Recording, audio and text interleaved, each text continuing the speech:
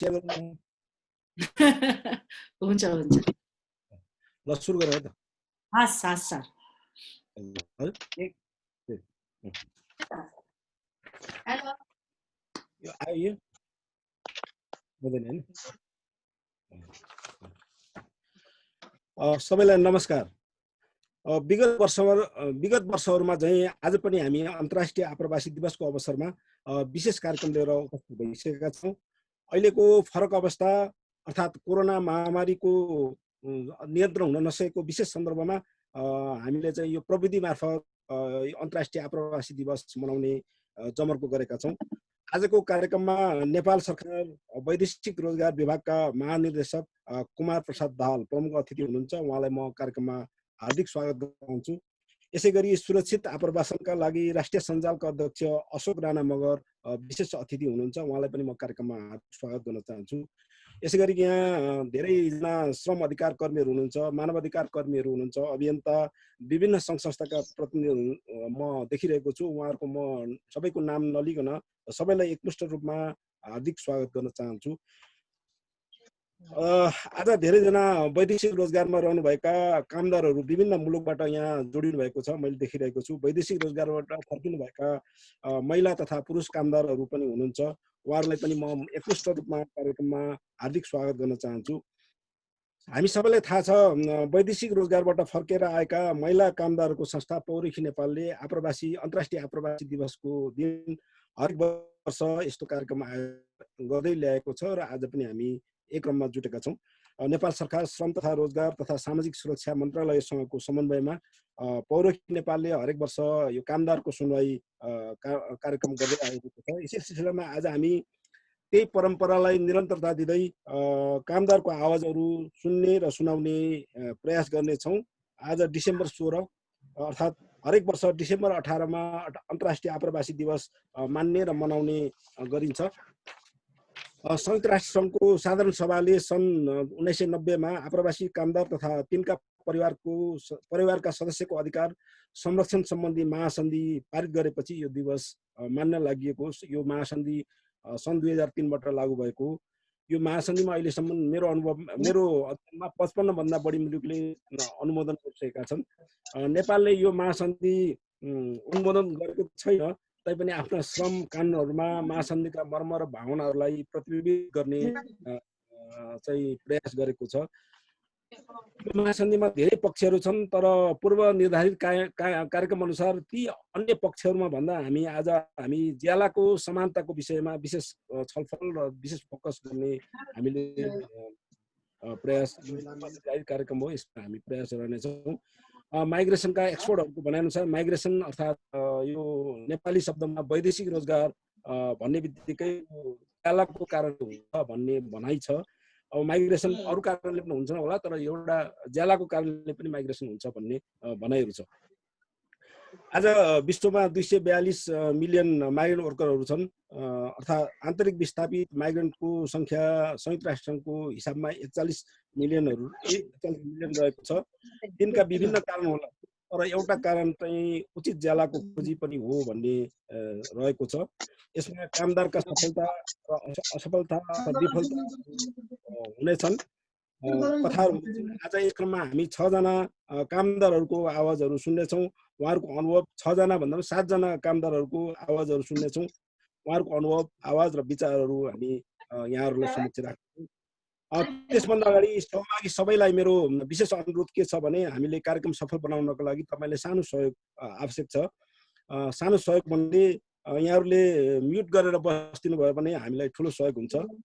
यसैगरी यो कार्यक्रम हामी टेलिभिजनमा पनि इन्डिजिनियस टेलिभिजन र स्याटेलाइट मैले आइटिभी टेलिभिजनमा पनि जाने भएको हुनाले तपाईँहरूले अनुशासित भएर बसिदिनु भयो भने त्यो भिडियोको क्वालिटी पनि राम्रो हुन्छ र तपाईँहरू भिडियो अन गरेर बस्न पनि सम्भव भएसम्म अन गरेर बस्नु पनि राम्रो हुन्छ।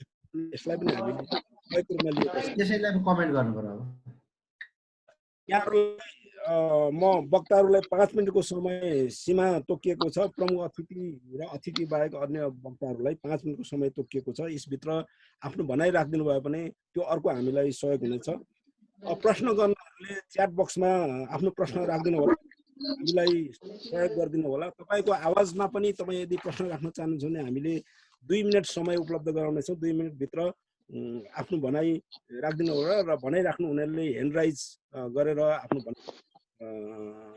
ह्यान्ड राइज गरिदिनु होला। हामी क्रमशः बोलाउनेछौँ। थोरै छौँ। अब यो हामी फेसबुकमा लाइभ पनि गरिरहेको छौँ। सम्भव भएसम्म फेसबुक लाइभ भइसकेपछि, अहिले भइसकेको छैन, सेयर गरिदिन म अनुरोध गर्दछु।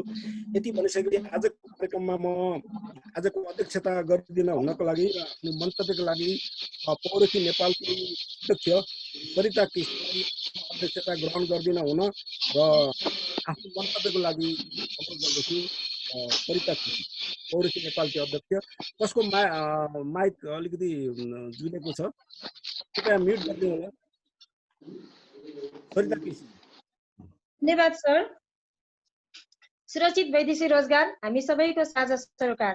सबै महानुभावहरूमा न्यानो अभिवादन तथा स्वागत पौरखी नेपालको तर्फबाट। यस भर्चुअल प्लेटफर्ममा पौरखी नेपालको आतिथ्यलाई स्वीकार गरी यस कार्यक्रममा पाल्नु भएका सम्पूर्ण अतिथि नेपाल सरकार तथा प्रबन्धन बोर्डका डिजिज्यू, वैदेशिक रोजगारसँग आबद्ध कार्य गरिरहनु भएका राष्ट्रिय तथा अन्तर्राष्ट्रिय सङ्घ संस्थाका प्रतिनिधिज्यूहरू, आदरणीय कुमार यात्री सर लगायत वैदेशिक रोजगारसँग आबद्ध पत्रकार साथीहरू, सम्पूर्ण उपस्थित तथा उपस्थित हुन नसक्नु भएका अतिथिज्यूहरू तथा घाँस, बाँस र कपासको खोजीमा विदेश हुनुभएका हाम्रा दिदीबहिनीहरूको समस्यालाई आफ्नै समस्या ठानी विगत लामो समयदेखि उहाँहरूको हक र हितका लागि लडिरहनु भएका यस पौरखी नेपालका संस्थापक तथा पथ प्रदर्शक आदरणीय मन्जु गुरुङ म्याम लगायत यस संस्थालाई दिनरात अनवरत रूपमा सहयोग गरिरहनु भएका सदस्य ज्यूहरू तथा कर्मचारी साथीहरूलाई हार्दिक धन्यवाद सहित स्वागत गर्दछु। सुरक्षित रहौं, स्वस्थ रहौं। धन्यवाद। एकदम धन्यवाद छ यहाँलाई, सरिता म्यामलाई छोटो संक्षिप्तमा स्वागत र यहाँको अध्यक्षताको लागि र यहाँको अनुमति लिएर म कार्यक्रम अगाडि बढाउन चाहन्छु। आज अब भने हामी कामदारहरूको आवाज सुन्नेछौँ। कामदारहरूको आवाज हामीले 7 जना कामदारहरूलाई हामीले अनुरोध गरेका छौँ। आजको कामदारहरूको सन्दर्भमा संयुक्त अरब एमिरेट युए को अनुभव काठमाडौँका पिङ्की दत्तले सुनाउनु हुनेछ। यसै गरी कतारको अनुभव दोलखाका सुशील खड्काबाट हामी सुन्नेछौँ। यसै गरी कुवेतको अनुभव चाहिँ दोलखाका डबल बहादुर थामीबाट हामी सुन्नेछौँ। यसै गरी मलेसियाको अनुभव सिन्धुपाल्चोकका निमा दोर्जे तामाङबाट हामी सुन्नेछौँ, उहाँलाई समय उपलब्ध गराउनेछौँ। त्यसै गरी साउदी अरबको अनुभव हामी प्युठानका राजाराम सुनारबाट सुन्नेछौँ। यसै गरी मलेसियाको अनुभव रौतहटका निकेश महतोबाट सुन्नेछौँ र हामी समय रहेसम्म मालदिभ्सको अनुभव रेणु रावतबाट सुन्ने प्रयास गर्नेछौँ। म सबैभन्दा पहिला यो आवाज सुन्ने र सुनाउने क्रममा आफ्नो आवाज, आफ्नो भनाइ, आफ्नो अनुभव र यो खास गरिकन ज्यालाको सन्दर्भमा यो विदेशमा भएको वैदेशिक रोजगारको क्रममा आफ्नो भोगेका भोगाइहरू राख्दिनको लागि संयुक्त अरब इमिरेट्स युएको अनुभव राख्दिन म काठमाडौँकी पिङ्की दत्तलाई अनुरोध गर्दछु। 5 मिनटमा आफ्नो समय भित्र सक्दिन म पनि अनुरोध गर्दछु। पिङ्की दत्त प्लिज, हुनुहुन्छ?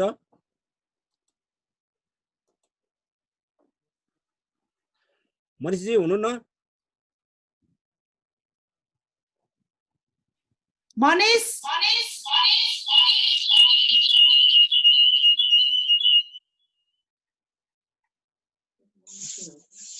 हेलो हजुर हजुर, म सुशील खड्का दोलखाबाट।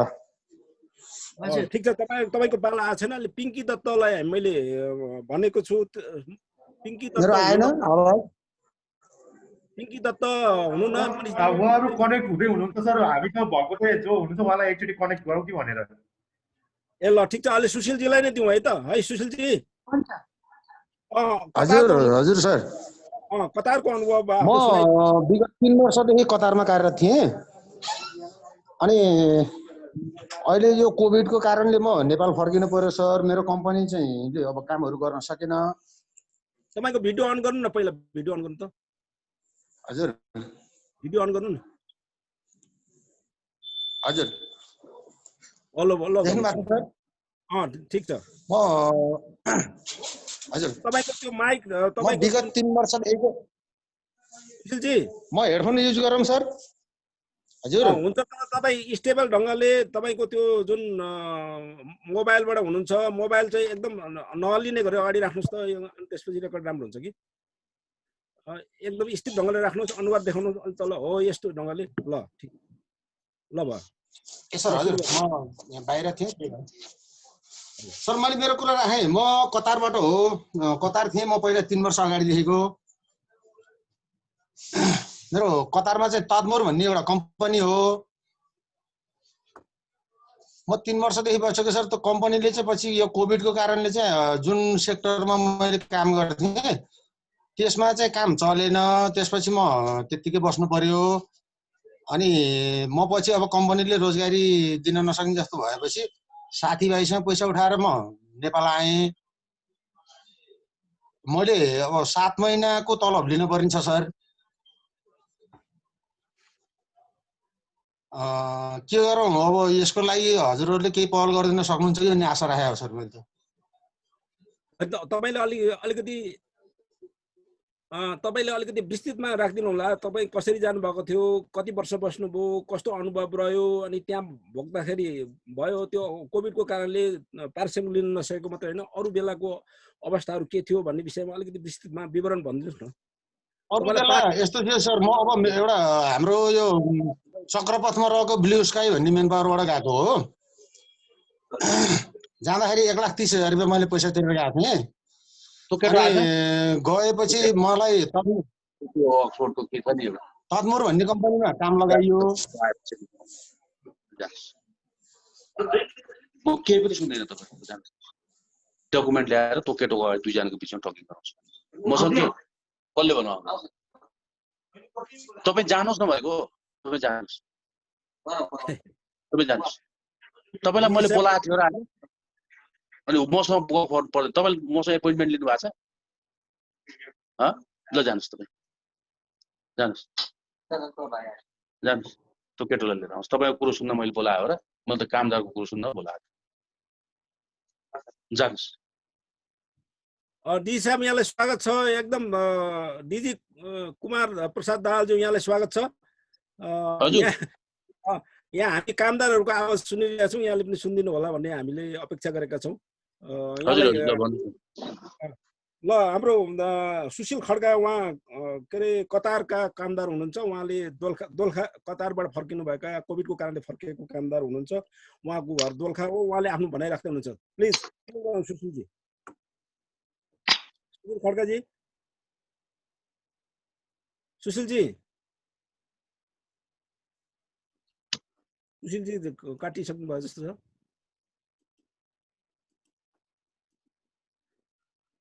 सर अर्को वक्तालाई बोलाउनु पर्ला अर्को वक्ता मन्जु म्यामको एकदम नजिकमा अर्को डिभाइस पनि खोलिएको छ त्यसलाई म्यानेज गर्नुभयो भने राम्रो आउँछ होला अर्को म डबल बहादुर थामी दोलखाकै हुनुहुन्छ कुवेतबाट फर्किनु भएका उहाँलाई म अनुरोध गर्नु हुनुहुन्छ थामीजी हजुर सर नमस्कार सबैलाई ल भन्नुहोस् त हजुर आज म डबल बहादुर थामी होइन सर म तेन्जिन थामी डबल बहादुर थामीकोबाट बोलेको डबल बहादुर थामी अलि प्रब्लममा परेर अलि उता गाउँतिर जानुभएको छ त्यही भएर अलि डबल बहादुर उपस्थित हुनु सक्नु भएन त्यही भएर म तेन्जिन थामी उपस्थित भएको छु सर हामी कुवेतबाट फर्केर आएको कुवेत हामी यहाँबाट नेपालबाट गयौँ र कुवेत यहाँबाट हामी म्यानपावरबाटमै गएको र गाउँबाट पनि हाम्रो एउटा एजेन्ट समाएर गएको म्यानपावर लिएर गयो र 1.5 लाख पैसा तिरेर गएको सर हामी 1.5 लाख पैसा तिरेर गएको अनि उताबाट 10 महिनामा फर्केर आएको भर्खर फर्केर आएको अस्ति पनि हामी 16 दिने कार्यक्रममा पनि लास्ट दिनमा हामी उपस्थित भएको थियौँ सर अनि त्यसमा चाहिँ अब अहिले म्यानपावरमा कुरा राख्दाखेरि सर म्यानपावरको मान्छे अब भाग्ने अब छैन अब कहिले कता छु भन्ने सर अनि अब त्यो अलिअलि पहिला जाँदाखेरि यहाँबाट जाँदाखेरि आदि यदि 2 वर्षको एग्रिमेन्टमा गएको सर 2 वर्षको एग्रिमेन्टमा जाँदाखेरि त्यहाँबाट फर्केर आयो भने त्योभन्दा अगाडि फर्केर आयो भने आदि उदि क्षतिपूर्ति बेहोर्छु भन्ने कुरा गर्नुभएको थियो सर अनि अहिले सम्पर्कमा छैन सर अहिले। त्यसलाई हाम्रो कसरी हेर्न सक्नुहुन्छ? हामी के तपाईँहरूबाट सहयोग पाउँछौँ कि भन्ने आशा लागिरहेछौँ। तपाईँको डकुमेन्टहरू अब म्यान पावरबाटै जानुभएको रहेछ होइन? तपाईँको सम्झौता पत्रहरू, तपाईँको श्रम स्वीकृतिहरू सबै तन्दुरुस्त छ कि छैन? त्यो विषय होला नि। हजुर सर, हामी डकुमेन्टहरू सर हामी पैसा दिँदाखेरि श्रम स्वीकृति सबै छ सर। श्रम स्वीकृति छ, अनि 2 वर्षको एग्रिमेन्ट पनि छ। एग्रिमेन्ट पेपरमा पनि 2 वर्षको छ। अनि पैसा दिँदाखेरि चाहिँ ह्यान्ड क्यास दिएको सर। अब अलि ब्याङ्कतिर हाल्छु हामी गर्छु भन्दाखेरि मानेन, पैसा अलि ह्यान्ड क्यासै दिएको सर। त्यही गाह्रो छ। त्यो त अहिलेको सन्दर्भमा त्यति रकम कानुनले दिनुपर्छ भन्दैन, त्यो गैर कानुनी रूपमा हुन्छ होइन। अहिलेको कानुनले चाहिँ 10,000 भन्दा बढी दिनु मिल्दैन भन्छ जस्तो लाग्छ मलाई चाहिँ। यो विषय पनि तपाईँको कुरा अन्य यहाँ सरकारी निकायका पदाधिकारीहरू, अन्य अधिकार कर्मीहरू हुनुहुन्छ, उहाँहरूले उठाउनु होला। म तपाईँलाई धन्यवाद दिएर अर्का वक्ता निमा दोर्जे तामाङ हुनुहुन्छ, सिन्धुपाल्चोकका हुनुहुन्छ। उहाँ मलेसियाको अनुभव भन्दै। हजुर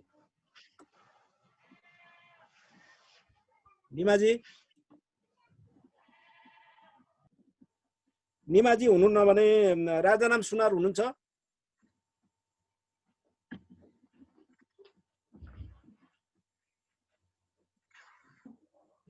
हेलो, अघि सुशील खड्का फेरि जोइन हुनुभएको थियो। सुशील खड्काजी,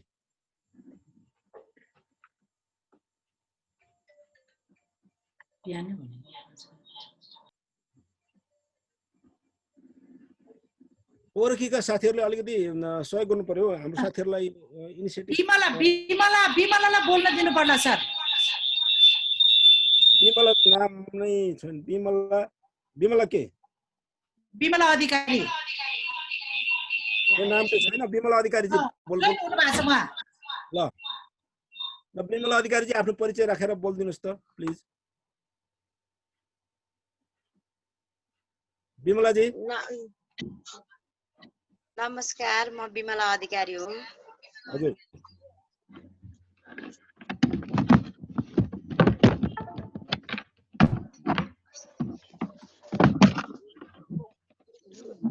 हेलो हजुर हजुर बिमलाजी भन्नु त।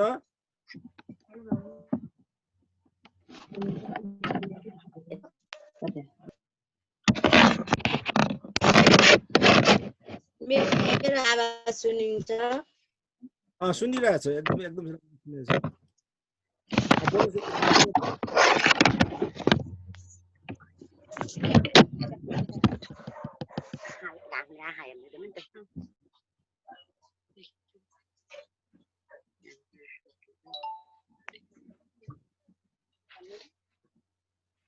हेलो भन्नुहोस् त, भन्नुहोस्।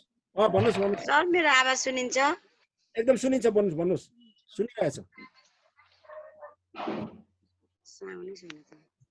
हाम्रो सुन्नु भएको छैन, तपाईँ बोल्नुहोस् न। नमस्कार सर। हजुर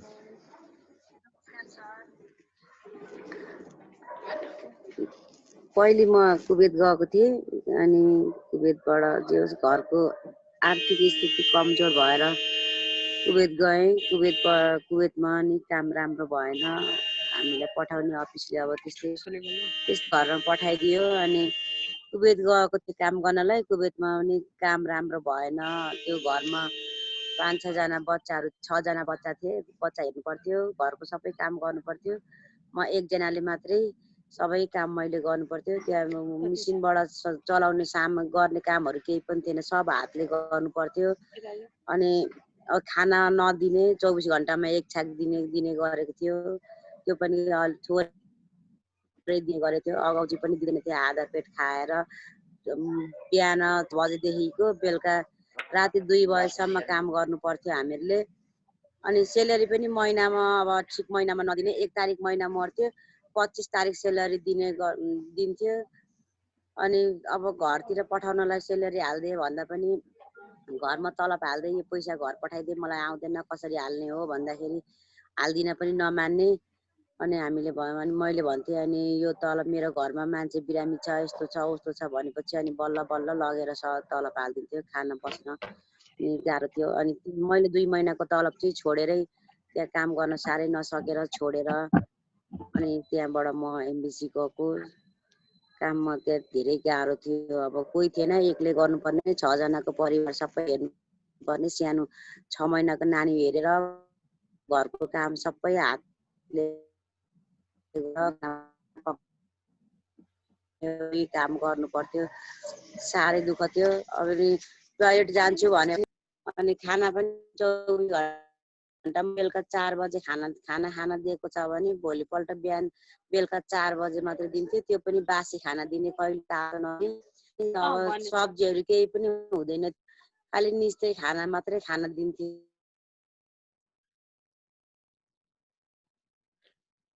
बिमलाजी भन्नुहोस् बसेर मिल्थे खाना खाँदै पानी खाँदै गर्थेँ म एकदम गाह्रो थियो एक दिन चाहिँ लुगा धुँदाखेरि बाथरुममा अब कमजोर होला बाथरुममा लडेँ अनि लड्दाखेरि मलाई 2टा क्याप्सुल दिएको थियो खानालाई यो क्याप्सुल खा तँलाई निको हुन्छ भनेर मैले चाहिँ त्यो क्याप्सुल नखाएर गोजीमा हालेर अनि फ्याल्दिएँ अनि आफू बस्ने सुत्ने रुममा पनि सिसी क्यामेराहरू लगाएको थियो सबैतिर सिसी क्यामेरा लगाएको थियो काममा चाहिँ धेरै गाह्रो थियो अब त्यो नानीहरूलाई हेर्नुपर्ने नानीहरू अलिकति लड्यो ओर्यो भने पनि अब गाली गर्ने अनि चिमट्ने एक दिन एकपल्ट चिमट्दाखेरि 1 हप्तासम्म दुइरहन्थ्यो तिनीहरूले चिमट्दाखेरि अनि त्यो नानीहरूले पनि अब हामीलाई नै मलाई नै अब गाली गर्ने कराउने गर्थ्यो उनीहरूले बिगार गर्यो भने पनि तैँले किन हेरिनस् भनेर भन्थ्यो नानीहरूलाई नगर भनेर भन्दाखेरि उल्टै नानीहरूले पोल लाउँथ्यो र अनि फेरि उल्टै गाली गर्थ्यो तेरो नानीहरूले यस्तो गर्यो त्यही भएर मैले भनेको भन्दाखेरि हाम्रो कुराहरू पनि सुन्दैन चाहिँ ठिकै थियो अब त्यो साउनीले चाहिँ धेरै कडा गर्ने गाली गर्ने ओर्ने गर्थ्यो साउले चाहिँ किन गाली गर्छस् नगर काम गर्ने मान्छे हो उनीहरूले पनि काम गर्न आएको छ टाढाबाटलाई यस्तो गर्नु हुँदैन भन्दाखेरि साउनीले कराउँथे त चुप लाएर बस घरको काम गर्नेलाई माया गरेर पुल पोलेर राख्नु हुँदैन काम लाग्छ भन्थ्यो मैले चाहन्थेँ तैँले मलाई 24 घण्टा काम लगाए पनि लगा म दुःख छ मेरो पनि नानीहरू छन् तेरो जस्तै पनि माया लाग्छ जति तँलाई तेरो छोराछोरीको माया लाग्छ त्यति नै मलाई पनि मेरो नानीहरूको माया लाग्छ मलाई एकपल्ट बोल्न दे भन्दाखेरि फोनमा बोल्न पनि दिदिनँ थिएँ यता नेपालबाट लगेको मोबाइल पनि उसैले खोजेर राखिदिएको थिएँ अनि फोनमा बोल्छु भन्दा पनि नदिने अनि हप्तामा एकपल्ट बोल्दाखेरि पनि उसकै अगाडि बसेर उसको मोबाइलबाट बोल्नु पर्थ्यो उसको मोबाइलबाट कुरा गर्नलाई मैले पैसा हाल्नु पर्थ्यो मोबाइलमा अनि मैले पैसा हालेपछि अनि मात्रै उसले मलाई बोल्न दिन्थे पैसा दे म रिचार्ज कार्ड गर्छु अनि तैँले बोल्नु भन्न भन्थे अनि मैले पैसा दिन्थेँ रिचार्ज हाल्नलाई अनि उसले रिचार्ज हालेर हप्तामा एक दिन शुक्रबार फोन लगाइदिन्थे अनि त्यो पनि कराउँदा गरेर भन्दा गरेर कति रुन्थे कति कराउँथे एकपल्ट नानीहरूको बोली सुन्छु मलाई फोन लगाइदिए भनेर भन्थे तँलाई 1 वर्ष नपुगिकन मोबाइल तैँले चलाउन पाउँदिनस् हेर्न पाउँदिनस् दिदिन भनेर भन्थे ठिकै छ मलाई मोबाइल नदे तर मलाई हप्तामा एक दिन चाहिँ नानीहरूसँग बोल्न दियो भन्थे त्यसलाई शुक्रबार मैले नानीहरूसँग बोल्नको लागि उसलाई मैले बिहिबारदेखि नै एकदम काम गरेर उसलाई एकदम खुसी पार्नु पर्थ्यो अलिकति पनि उसलाई रिस उठ्नु हुँदैन थियो अलिकति रिस उठ्यो ओर्यो भनेदेखि शुक्रबार मलाई बोल्नै दिन्न थियो फोनमा घरमा बोल्न पाउँदिनस् तैँले काम गरेकै छैनस् किन बोल्न दिन्छु भनेर भन्थ्यो अनि शनिबार बिहिबारदेखि नै उसलाई एकदम धेरै काम गरेर उसलाई धेरै खुसी पार्नु पर्थ्यो ऊ खुसी छ भनेदेखि फोनमा बोल्न दिने खुसी छैन भनेदेखि फोनमा बोल्न नदिने अनि त्यसो गर्थ्यो अनि धेरै गाह्रो भयो अनि मैले पनि भने यहाँ काम गर्न धेरै गाह्रो छ म बस्दिनँ मलाई पठाएको एजेन्टलाई भनेर घर सारिदिनु भन्न भन्थ्यो एजेन्टलाई भन्दाखेरि एजेन्टले आज सारिदिन्छु भोलि सारिदिन्छु भन्थ्यो एजेन्टले पनि सार्दैन अनि मैले 4 महिनासम्म चाहिँ दुःख गरेर धेरै गरेँ अनि जति सहेर पनि अब काम गर्न भनेर गइसकेको मान्छे छ अब त्यतिकै फर्केर आउन नै मिल्दैन घरको स्थिति पनि त्यस्तै छ अब गाह्रै भएर गएको अनि अब काम गर्छु 2 वर्ष जसरी हुन्छ बिताएरै जान्छु भनेर सोचेको थिएँ तर सकिनँ मैले उसले भन्थे तँलाई त मैले किनेर ल्याएको छु जसरी हुन्छ तैँले काम गर्नुपर्छ तँलाई पठाउने अफिसलाई त मैले त कति पैसा तिरेको छु मैले भनेर भन्थे।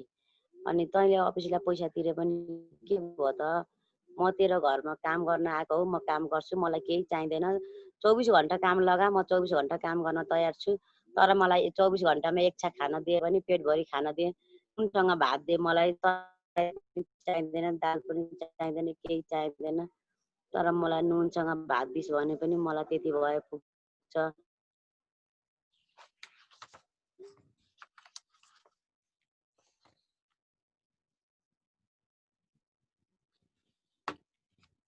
बिमलाजी हजुर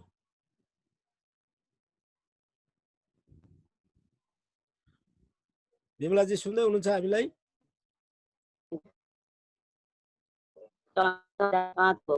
अनि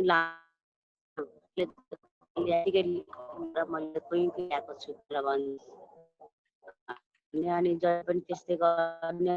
अब टोइलेट जानु पर्यो भने नुहाउँछु भन्यो भने हप्तामा एकमा नुहाउँदाखेरि 10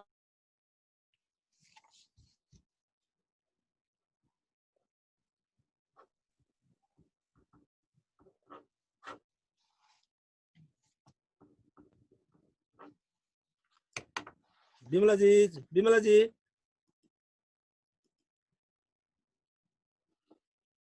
बिमलाजीको नेटमा प्रब्लम समस्या आएर छुट्टिनु भयो जस्तो लाग्छ मलाई। अब सुशील खड्का अघि बोल्दै हुनुहुन्थ्यो, उहाँको पनि डिस्कनेक्ट भएको थियो। सुशीलजी आउनुभयो? सुशीलजी हुनुहुन्न भने पिङ्की आउनु, पिङ्की दत्त आउनुभयो? जी निमा दोर्जे तामाङ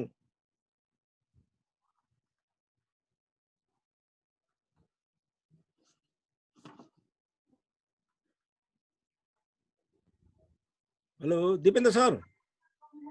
कुरा बुझ्दैन है मलाई त, म त यिनीहरूले कुरा नबुझेको देख्दा। Hello Kumar sir. हजुर के अरे बिमला यहाँ बोल्न सक्छ है? बिमलाको अघि डिस्कनेक्ट भयो, या मेरो मेलबाट मेरो उसबाट बोल्न सक्छ? बिमलालाई बोलाउनु पहिला। हजुर बिमला अधिकारीजी हजुर। छिटो आउन बिमला यता।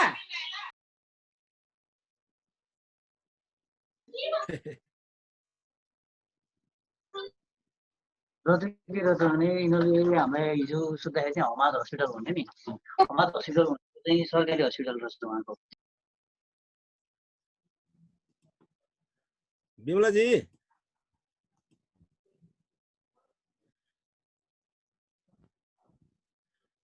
मन्जु म्याम तपाईँको अफ छ नि त? मेरो कम्प्युटरबाट बोल्नुहुन्छ बिमला? ल ल भन्नु न।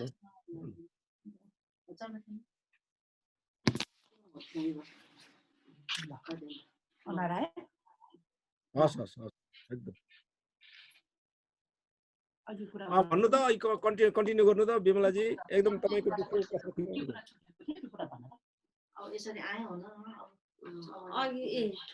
तलबको कुराहरू पाएन। तलब चाहिँ मैले 2 महिनाको तलब छोडेर गएको थिएँ। छोडेर लास्ट अब मैले तलब पर्खिँदा गऱ्यो भने मेरो ज्यानै जान्छ भनेर मैले अनि तलब छोडेर त्यहाँबाट अनि शुक्रबारको दिन भागेर एमबिसी गएँ। एमबिसीमा गएर म 2 महिना बसेँ। 2 महिना बसेपछि अनि मसँग पैसा पनि थिएन नेपाल आउने, एक कुरा पनि थिएन। अनि मैले भने एमबिसीको सरहरूले भन्नुभयो पैसा ल्याऊ, घर जाने भएदेखि, नत्र भने यहीँ बसिरह, भात खान पाएकै छ, भात खाँदै बस्दै गर भनेर भन्नुभयो। मैले भने सर मसँग त पैसा छैन, कि त मलाई काम लगाइदिनु, म काम गर्छु, मेरो घरमा साह्रै आर्थिक स्थिति कमजोर छ, म काम गर्न आएको मान्छे हो, म फर्केर जान पनि सक्दिनँ, भइसक्दो मलाई कामै लगाइदिनु सर भन्दाखेरि यहाँ आइसकेपछि एमबिसी आएपछि घर फर्के काम गर्न जान पाइँदैन, घरै फर्केर जानुपर्छ भन्नुभयो। मैले भने सर मसँग पैसा छैन, अब म के नेपाल जान पाउँदिनँ त भन्दाखेरि अब कसरी हुन्छ, आफ्नो मान्छेहरूसँग कोही विदेशमा छन् भनेदेखि पैसा झिकाउनु पर्छ, पैसा झिकाऊ भन्नुभयो। मैले भने मेरो विदेशमा मान्छे कोही पनि छैन सर, घरबाट पनि मेरो पैसा आउन सक्दैन, पठाउन सक्नुहुन्न, छैन भनेर भन्दाखेरि अब त्यसो भए भात खाँदै बस्दै गर भन्नुभयो। अनि म एमबिसीमै बसिरहेको थिएँ चुप लाएर। अब नभएपछि अब के गर्ने, अब यहीँ एमबिसीमै जिन्दगी बित्ने भयो जस्तो लागेको थियो। अनि पछि अनि साउले चाहिँ मलाई भागी केस हालेछ। अनि भागी केस हालेपछि अनि त्यहाँबाट मलाई जेलमा पठायो। अनि जेल गएँ। जेलमा गएर 2 महिना के अरे 1 हप्ता बसेँ। 2टा जेलमा लग्दो रहेछ। एउटा जेलमा 5 दिन बस्नु पर्यो, एउटा जेलमा 4 दिन बस्नु पर्यो। अनि जेलले नै टिकट काटेर मलाई कुन कम्पनी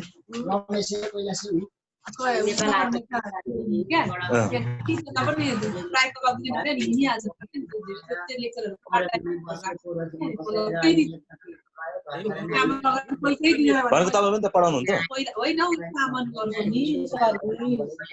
तालिम पनि गर्छु अहिले। अनि म्यामहरूले मलाई काम लगाइदिनु भयो। अहिले म काम गर्दैछु। हस्पिटलमा पनि गर्छु, यहाँ हाउसमा पनि गर्छु, 2-3 ठाउँमा। अहिले चाहिँ अब जे होस् राम्रै छ। परिवारहरू पनि सबैजना सँगै बसेको छौँ। अहिले चाहिँ अब विदेशमा चाहिँ अब धेरै दुःख गरेँ, धेरै गरेँ। यस्तो लाग्छ विदेश नपरोस्, कोही पनि नजाउन्। गएर यस्तो दुःख परेर चाहिँ आउनु नपरोस्। गए पनि सबैजना अब जे होस् अब कम्पनीबाट अब उसबाट मात्रै मेन पावरबाट बुझेर जानेर मात्रै गए हुन्थ्यो जस्तो लाग्छ। बिमलाजी जानु चाहिँ तपाईँ कहाँबाट जानुभएको थियो, के माध्यमबाट जानुभएको थियो? म जाँदाखेरि दिल्लीबाट गएको सर। दिल्लीबाट गएको। यहाँबाट हजुर दिल्लीबाट यहाँबाट दिल्ली गएँ। दिल्लीबाट अनि दिल्लीमा गएको 4 दिनमा उडायो। त्यहाँबाट दुबईमा लगेर वेटिङमा राख्यो। दुबईबाट अनि त्यहाँबाट कुवेत पठाएको मलाई। हुन्छ, हवस् धेरै धन्यवाद। तपाईँको धेरै कुरा प्रश्न भइसक्यो। अब यो सम्बन्धित अधिकारीहरू हाम्रो डिजी साहबहरूले पनि टिप्नु भएको छ, सम्बोधन गर्नु होला। पछि पनि तपाईँसँग कुराकानी हुनेछ। अहिले धन्यवाद दिएर तपाईँबाट बिदा चाहन्छु। अर्को साथी को हुनुहुन्छ मन्जु म्याम? रेणुजी।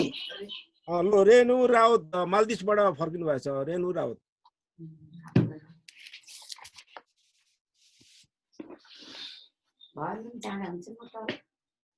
रेणुजी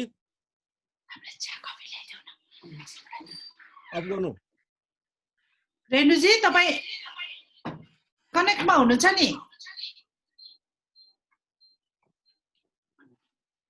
अघि त लाइनमा हुनुहुन्थ्यो।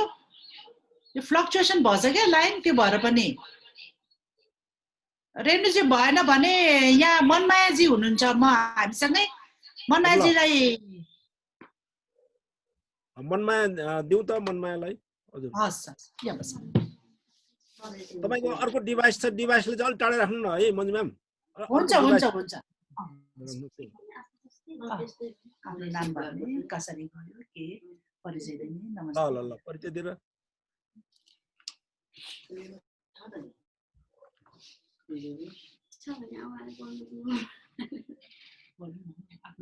बोल्नु त मनमायाजी। तपाईँलाई देखिरहेका छौँ हामी। तपाईँको परिचय दिनुहोस् पहिला। कहाँबाट जानुभएको थियो, कसरी जानुभएको थियो, अनि कसरी फर्किनु भयो? पुरा नाम के, घर कहाँ? नमस्कार सर, मेरो घर सिन्धुपाल्चोक। मेरो नाम मनमाया तामाङ। हजुर, अनि कहाँ जानुभएको थियो? म योभन्दा 4 वर्ष अगाडि इजिप्ट गएको थिएँ सर। इजिप्ट? हजुर इजिप्ट। कसरी जानुभएको थियो भन्नु न? कहाँबाट, कोसँग सल्लाह भयो र इजिप्टमा काम पाइन्छ भनेर कसले भन्यो? अनि कहाँबाट जानुभयो? श्रम स्वीकृति लिनुभयो कि भएन? मेडिकल गर्नुभएको पऱ्यो कि परेन? इन्सुरेन्स गर्नु पऱ्यो कि परेन? अनि एयरपोर्टबाट जानुभयो कि कहाँबाट जानुभयो? अनि कसरी पुग्नुभयो? त्यो कथा भन्नुहोस् पहिला। ल हजुर सर, म गएको चाहिँ पहिला त साथीहरूले कुवेत जान्छु, कुवेत पढाइदिन्छु भन्नुभएको थियो। अनि त्यही साथीहरूले भनेर यही मेन पार्टले पढाइदिन्छु भनेर मलाई मेन पार्टको नम्बर दिनु भयो। अनि त्यही भएर कुवेत होइन मलाई इजिप्ट चाहिँ पढाइदिन्छु नानी भन्नुभयो। अनि त्यही भएर मैले इजिप्ट कस्तो हुन्छ भन्ने सोचा। इजिप्ट एकदम राम्रो छ, आबिस छ, एमबिसी छ। तिमीहरूलाई त्यस्तो समस्या के पनि पर्दैन, हामी नेपालबाटै पढाइदिन्छु, तर जाने खर्च चाहिँ 1.5 लाख लाग्छ भन्नुभएको थियो। अनि मैले यहाँबाट 1.5 लाख दियो। म पासपोर्ट दिएर 2 महिना पछि चाहिँ मलाई इजिप्ट पठाउनु भएको उहाँले। डाइरेक्ट भिसा चाहिँ होइन, इजिप्टको भिसा पनि छन् त छ, तर दुबईको भिसा निकाल्नु भयो रहेछ उहाँले, मेम्बरले। भनेको हजुर कसले तपाईँलाई पठाउन खोजेको भन्नु न? भएको त मेम्बर पनि त्यति थाहा छैन, मैले साथीबाटै नम्बर पाएको हो सर। अनि साथीले नम्बर दिनुभएको, यो मेम्बरले चाहिँ यसरी विदेश पठाइदिन्छ भन्नुभएको थियो। अनि त्यही भएर मैले साथीबाटै नम्बर पाएर चाहिँ मैले गौशालामा थियो मेम्बर, अनि गौशालामा गएर यसो सोध्नु गएको थियो। अनि मेम्बरले भन्नुभयो अहिले त इजिप्टमा भिसा छ, इजिप्टमा एकदम राम्रो छ, जान्छ भने म पठाइदिन्छु भन्नुभएको थियो उहाँले। अनि मैले सोध्यो जाने खर्च कति लाग्छ भन्दा जाने खर्च 2 लाख लाग्छ, तर तिमीलाई 1.5 लाखमा मिलाएर पठाइदिन्छु भन्नुभयो। अनि मैले हुन्छ भनेर पासपोर्ट दिएर 3 महिनापछि मलाई इजिप्ट पठाउनु भयो। अनि उहाँले इजिप्टको भिसा पनि निकाल्नु भएको रहेछ, अनि दुबईको भिसा पनि रहेछ। अनि यहाँबाट जाने बेलामा चाहिँ मलाई एयरपोर्टमा म दुबई जान्छु भन्नु, कम्पनीमा भन्नु है, इजिप्ट नभन्नु न, तर नराम्रो हुन्छ भन्नुभयो। अनि मैले यहाँबाट म दुबई जान्छु भनेर गएको हो सर। अनि पछि चाहिँ इजिप्टको भिसा पनि छ, अनि यहाँ चाहिँ इजिप्टको भिसा छैन, अनि दुबई गएर मात्र इजिप्टको भिसा।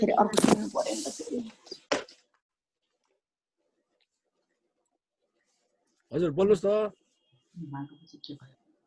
अनि त्यही भएर गएर यहाँबाट चाहिँ इजिप्टमा एमपिसी छ, अफिस छ भन्नुभएको थियो। तर उता पुगेपछि हामीलाई त्यो एमपिसी पनि कहाँ छ, के छ, के पनि थाहा भएन। अनि अफिस पनि रहेनछ, त्यो अफिस छ भन्ने मात्रै हो। अनि हामी एयरपोर्टमा पुगेपछि कहाँ जाने, के गर्ने, न त एमपिसी कन्ट्याक्ट हुनु, न त अफिस कन्ट्याक्ट हुनु। अनि त्यही भएर हामीले यहाँबाट त इजिप्ट जान्छु भनेर पठाउनु भयो। अनि हामीले दुबई पुगेपछि इजिप्टै नभनेर मसारी भन्नुभयो।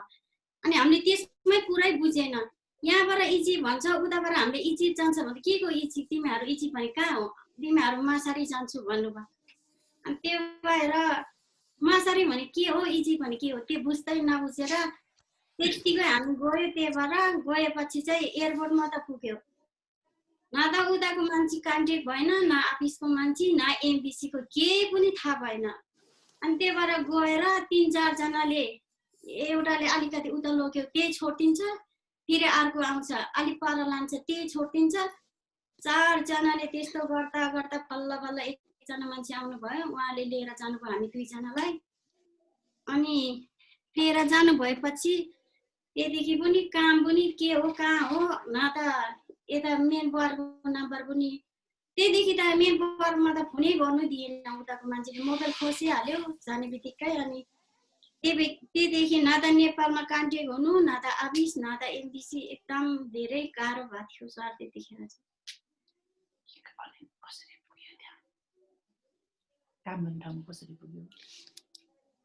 अनि त्यदेखि काम गर्ने ठाउँमा चाहिँ पहिला एकजनाले त्यो एयरपोर्टबाट एकजना मान्छेले उहाँकै घरमा लिएर जानुभयो। अनि 3 दिनपछि अनि हामी 2 जनालाई 2 जना आउनुभयो। अनि त्यहीबाट हामी 2 जना लिएर गएपछि चाहिँ मलाई एउटा घरमा पुऱ्याउनु भयो। एउटा घरमा बच्चा पनि मैले हेर्ने, खाना सफा गर्ने सबै म एक्लैले गर्नु पर्थ्यो। त्यसमा पनि मोबाइल खोसेर, मोबाइल त खोज्ने मात्रै होइन, उहाँले त मेरो मोबाइल फुटाइदिनु भयो, फुटाएर। अनि त्यदेखि फोनमा अफिस पनि थाहा छैन, एमबिसी नै थाहा छैन। अनि यता मेन बरको नम्बर एउटा थियो, त्यो नम्बरमा पनि फोन गर्नु दिनु भएन। अनि त्यही भएर 6 महिना मैले त्यही घरमा काम गर्यो। 6 महिना त्यही घरमा काम गरेपछि चाहिँ मलाई त्यदेखि म नेपाल जान्छु भनेर मैले भाइलाई फोन गरेर, भाइले फेरि यताबाट मेन बरलाई भनेर, मेन बरले कल गरेर कि, अनि मेन बरले यसलाई नेपाल निकालिदिन्छु, यताको मान्छे उसको मान्छेले मलाई यहाँ अप्ठ्यारो पर्यो भन्नुभएको थियो। अनि त्यही भएर फेरि मलाई नेपाल जान्छ भन्नुभएको थियो। अनि म नेपाल जान्छु भन्दा उहाँले मलाई सेलरी 6 महिनाको सेलरी दिनु भएन। अनि नदिएपछि त्यही भएर चाहिँ अलिक कन्ट्याक्ट भएर एमबिसीबाट कुरा पुग्यो। अनि एमबिसीबाट काल आएर एमबिसीको मान्छेले चाहिँ तिमी नेपाल जान्छस् कि फेरि त्यही घरमा काम गर्छ भन्नुभयो एमबिसीबाट। अनि मैले त्यही भएर म यो घरमा काम गर्दैन, म नेपालै जान्छु, मेरो 6 महिनाको सेलरी माग्दिनु भन्दा। अनि एमबिसीले चाहिँ यस्तो भन्नुभएको थियो, सेलरी माग्नु मिल्दैन, तिमीहरू नेपाल जान्छौ भने म यहाँ एमबिसीमा लिएर चाहिँ नेपाल सम्म चाहिँ पुर्याउन सक्छ मैले, तर सेलारीको कुरा मलाई नगर्नु। त्यो जो मान्छेले पठाउनु भएको छ नेपालबाट त्यही मेम्बरलाई भन्नुभएको थियो। अनि त्यहाँ भएर फेरि मैले मेन पावरलाई त्यतिकै कन्ट्याक्ट भएर कहिलेकाहीँ फोन गर्थ्यो। अनि होइन तिमी त्यत्रो पैसा तिरिहाल्यो नानी, अब नेपालमा चाहिँ नआइज, म अर्कै घर सर्दिन्छु भन्नुभयो। अनि घर त सारिदिनु भयो, न कहाँ सर्ने त त्यतिकै आबिस जानु आबिसै छैन। त्यही घरमा बस्यो, त्यही घरबाट फेरि अरू मान्छेले लिन आयो मलाई। अनि मलाई चाहिँ मैले त्यो साउलाई मेरो सेलारी 6 महिनाको दिनु न भन्दा तेरो सेलारी मैले तेरै अर्को साउलाई दिइसक्यो। अनि त्यो अर्को घरमा जा, अनि त्यही घरको साउले तेरो 6 महिनाको सेलारी दिन्छु भन्नुभयो। त्यो भएर म गएँ त्यो अरू साउनीसँग। गएपछि फेरि उताको साउले अनि 6 महिनाको सेलारी दियो भन्नुभएको थियो। त भनेको तेरो सेलारीको मलाई के मतलब भएर तँ जहाँ काम गर्छ त्यही सेलारी म भन्नुभयो मलाई। न त त्यो पहिलाको साउको कन्ट्याक्ट नम्बर थिएन मसँग, न त कहीँ थिएन, न त एमबिसीमा फोनै हुँदैन। अनि त्यो भएर मेरो 6 महिनाको सेलारी हरायो। अनि मैले फेरि त्यो साउनीले पनि राम्रै गरेन। तँलाई त हामीले त कति $11,000 तिरेर लिएको केटी, तँलाई काम गर्नु मन लाग्यो भने खुरुखुर काम गर्नु, त्यो अर्को घरको सेलारी मलाई नमाग्नु भन्नुभएको थियो।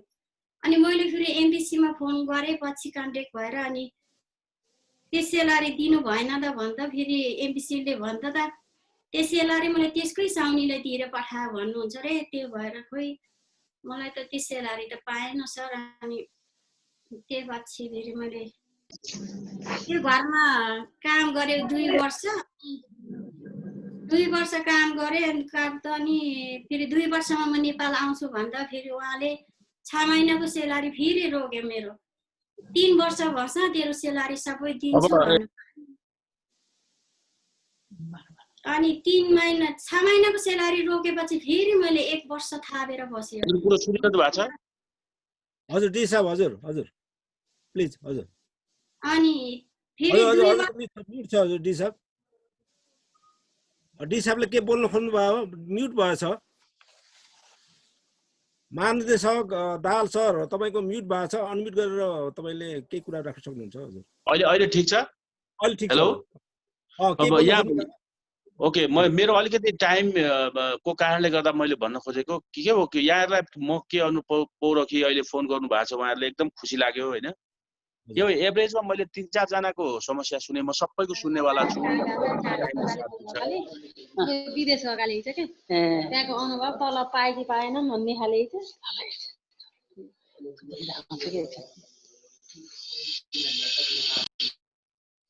भगवती म्याम एकछिन यहाँ डी साहब बोल्दै हुनुहुन्छ, एकछिन न हजुर। डी साहब बोल्नुहोस् हजुर।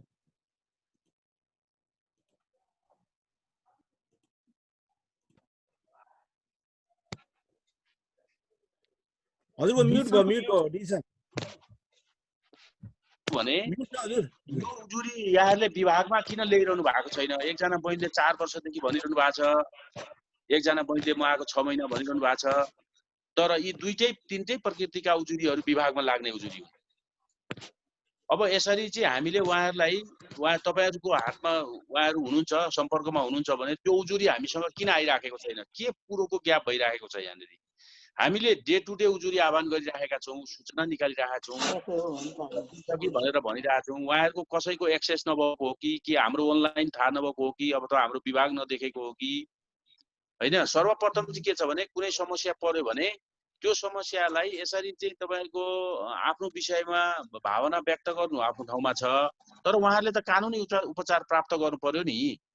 यस्ता मान्छे कति छन् है? हामी त एकदमै उजुरी लिन खोजिराखेका छौँ यस्ता मान्छेहरूको। जो कुवेतमा जानु भएको छ उहाँले एकजनाले भन्नुभएको छ मैले 8 महिनादेखि तल पाएको छुइनँ, एकजनाले भन्नुभएको छ मैले यस्तो भएको छ मलाई, अर्को एकजना भाइले भनिरहनु भएको छ म गएँ तर 6 महिना 7 महिनादेखि फर्केँ, 8 महिनादेखि तल पाएको छुइनँ, यहाँ कहाँ उजुरी गर्ने हो मलाई थाहा छैन।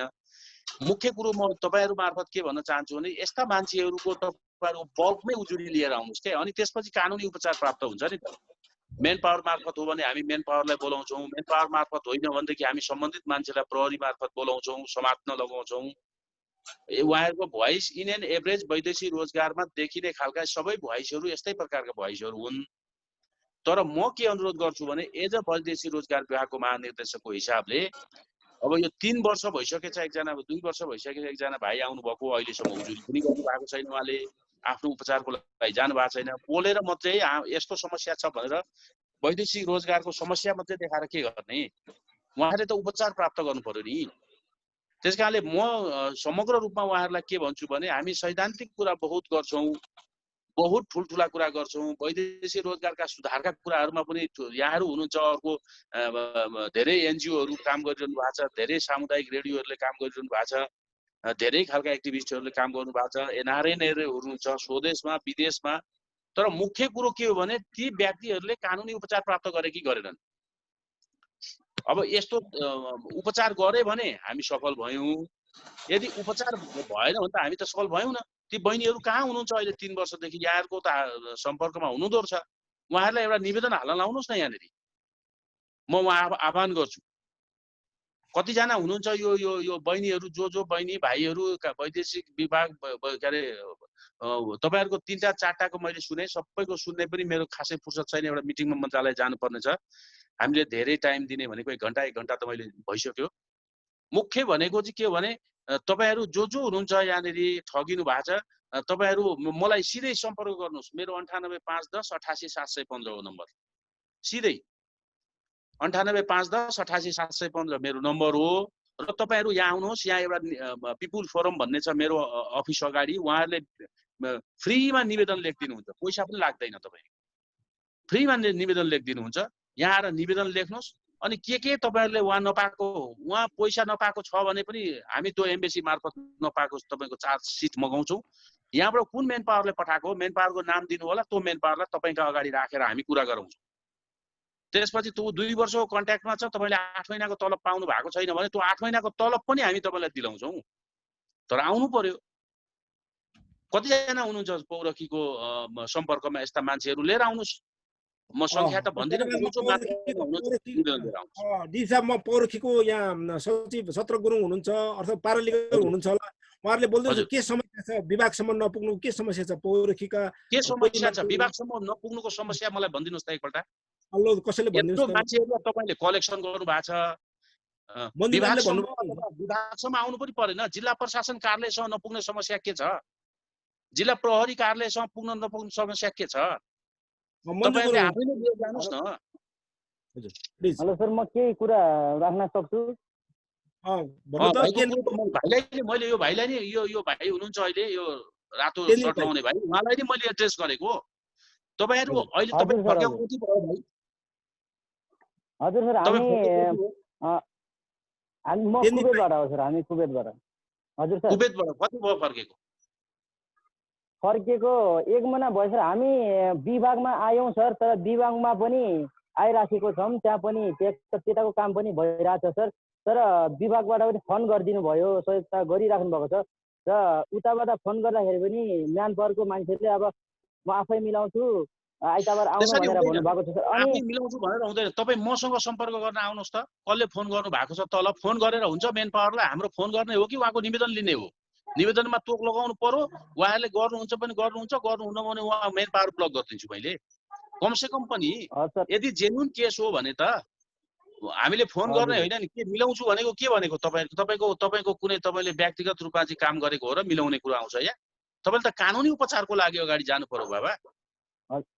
हजुर सर, हजुर। अनि उतैबाट विभागबाटै फोन गरिदिनु भयो सर, त्यहाँको सरहरूले। अनि म्यान पावरबाट उतै सरहरूलाई त्यसरी भन्नुभयो।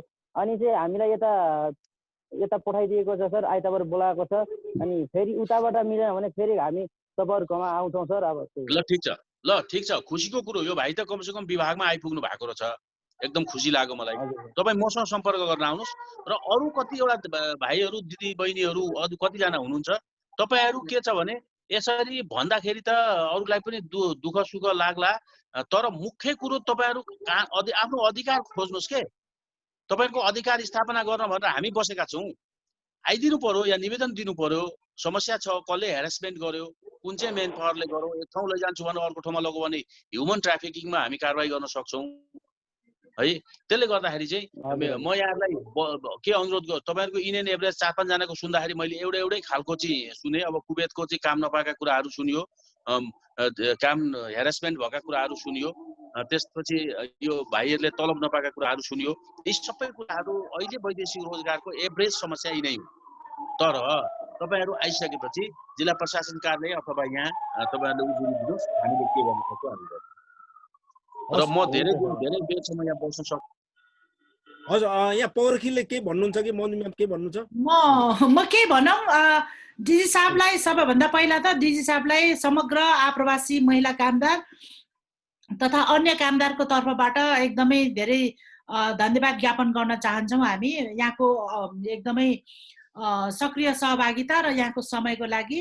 यहाँले एकदमै सान्दर्भिक कुराको विषयवस्तु उठान गर्नुभएको छ, यो एकदमै खुसी पनि लाग्यो हामीलाई। उहाँ जस्तो तपाईँ जस्तो एकदम जुझारु व्यक्तिको एकदम आवश्यकता छ र विशेष गरेर यो विभागमा हजुरहरू जस्तो व्यक्ति नै भएको कारणले नै अहिले हामीलाई कामहरू गर्न सहज र सजिलो भइरहेको छ। म यहाँलाई विगत सन् 2003 देखि अहिलेसम्म काम गरेको मेरो आफ्नो व्यक्तिगत र संस्थागत अनुभवको आधारमा कामदारले न्यायमा पहुँच नहुनुको मुख्य उद्देश्य अथवा मुख्य कारण भनेको चाहिँ महिला कामदारको सन्दर्भमा चाहिँ हाम्रा महिला कामदारहरू, अधिकांश महिला कामदारहरू वैदेशिक रोजगारमा गृह श्रमिकको रूपमा अथवा घरेलु कामदारको रूपमा जानुहुन्छ र नेपाल सरकारले महिलाहरूलाई अथवा गृह श्रमिक अथवा घरेलु श्रमिकहरूलाई चाहिँ प्रतिबन्ध लगाएको छ।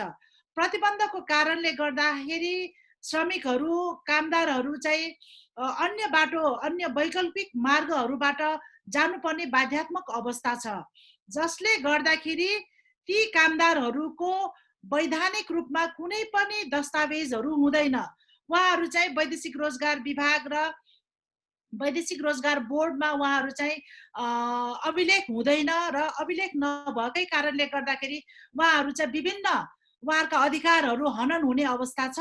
यो अवस्थामा चाहिँ उहाँहरूसँग यो कानुनी प्रक्रिया अथवा कानुनी अधिकार दाबी गर्नको लागि पनि उहाँहरूसँग कुनै पनि प्रकारको दस्तावेज नभएको, प्रमाणहरूको अभावको कारणले गर्दा ती कामदारहरू चाहिँ आफ्नो अधिकार दाबी गर्नबाट वञ्चित हुन्छन् र अब यो अधिकारहरू भइरहेको अवस्था छ। र यो अवस्थामा चाहिँ अहिले हामीले विषयवस्तु उठान गर्न लागेको विषय पनि यही नै हो। अब वेज हियरिङ अघि सुरुवातमा नै हाम्रो कुमार सरले भनिसक्नु भएको छ कि हाम्रा युवाहरू वैदेशिक रोजगारमा जाने भनेको आर्थिक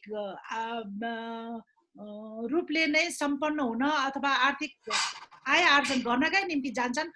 तर यो आय आर्जन गर्ने क्रममा चाहिँ उहाँहरूले आधारभूत यो आयोको आधारभूत मापदण्ड पनि नभएको, आयोले तोकेको काममा जस्तै भनेको बेलामा समयमा तलब नपाउनु, तलबै नपाउनु र ओभरटाइमको तलब नपाउनु, यस्ता विभिन्न किसिमका। अनि यो अब के अरे ब्ल्याङ्क पेपरहरूमा साइन गर्नुपर्ने, अनि यो कफाला सिस्टमको कारणले गर्दाखेरि आफ्नो आधिकारिक परिचय पत्रहरू नै, पासपोर्ट लगायतका अन्य परिचय पत्रहरू नै खोसिने, यस्ता विविध कारणहरूले गर्दाखेरि चाहिँ कामदारहरूले आफ्नो न्यायमा पहुँच नहुने र त्यस्तै त्यसको अर्को अन्तर सम्बन्ध भनेको ठुलो के अरे समूहमा हाम्रा कामदारहरूले आफूले पाउनुपर्ने ज्याला अथवा आफूले पाउनुपर्ने तलबमा विभेद, यो चाहिँ देशको आधारमा, रङको आधारमा अथवा महिला अथवा पुरुष भनेर लिङ्गको आधारमा, लैङ्गिकताको आधारमा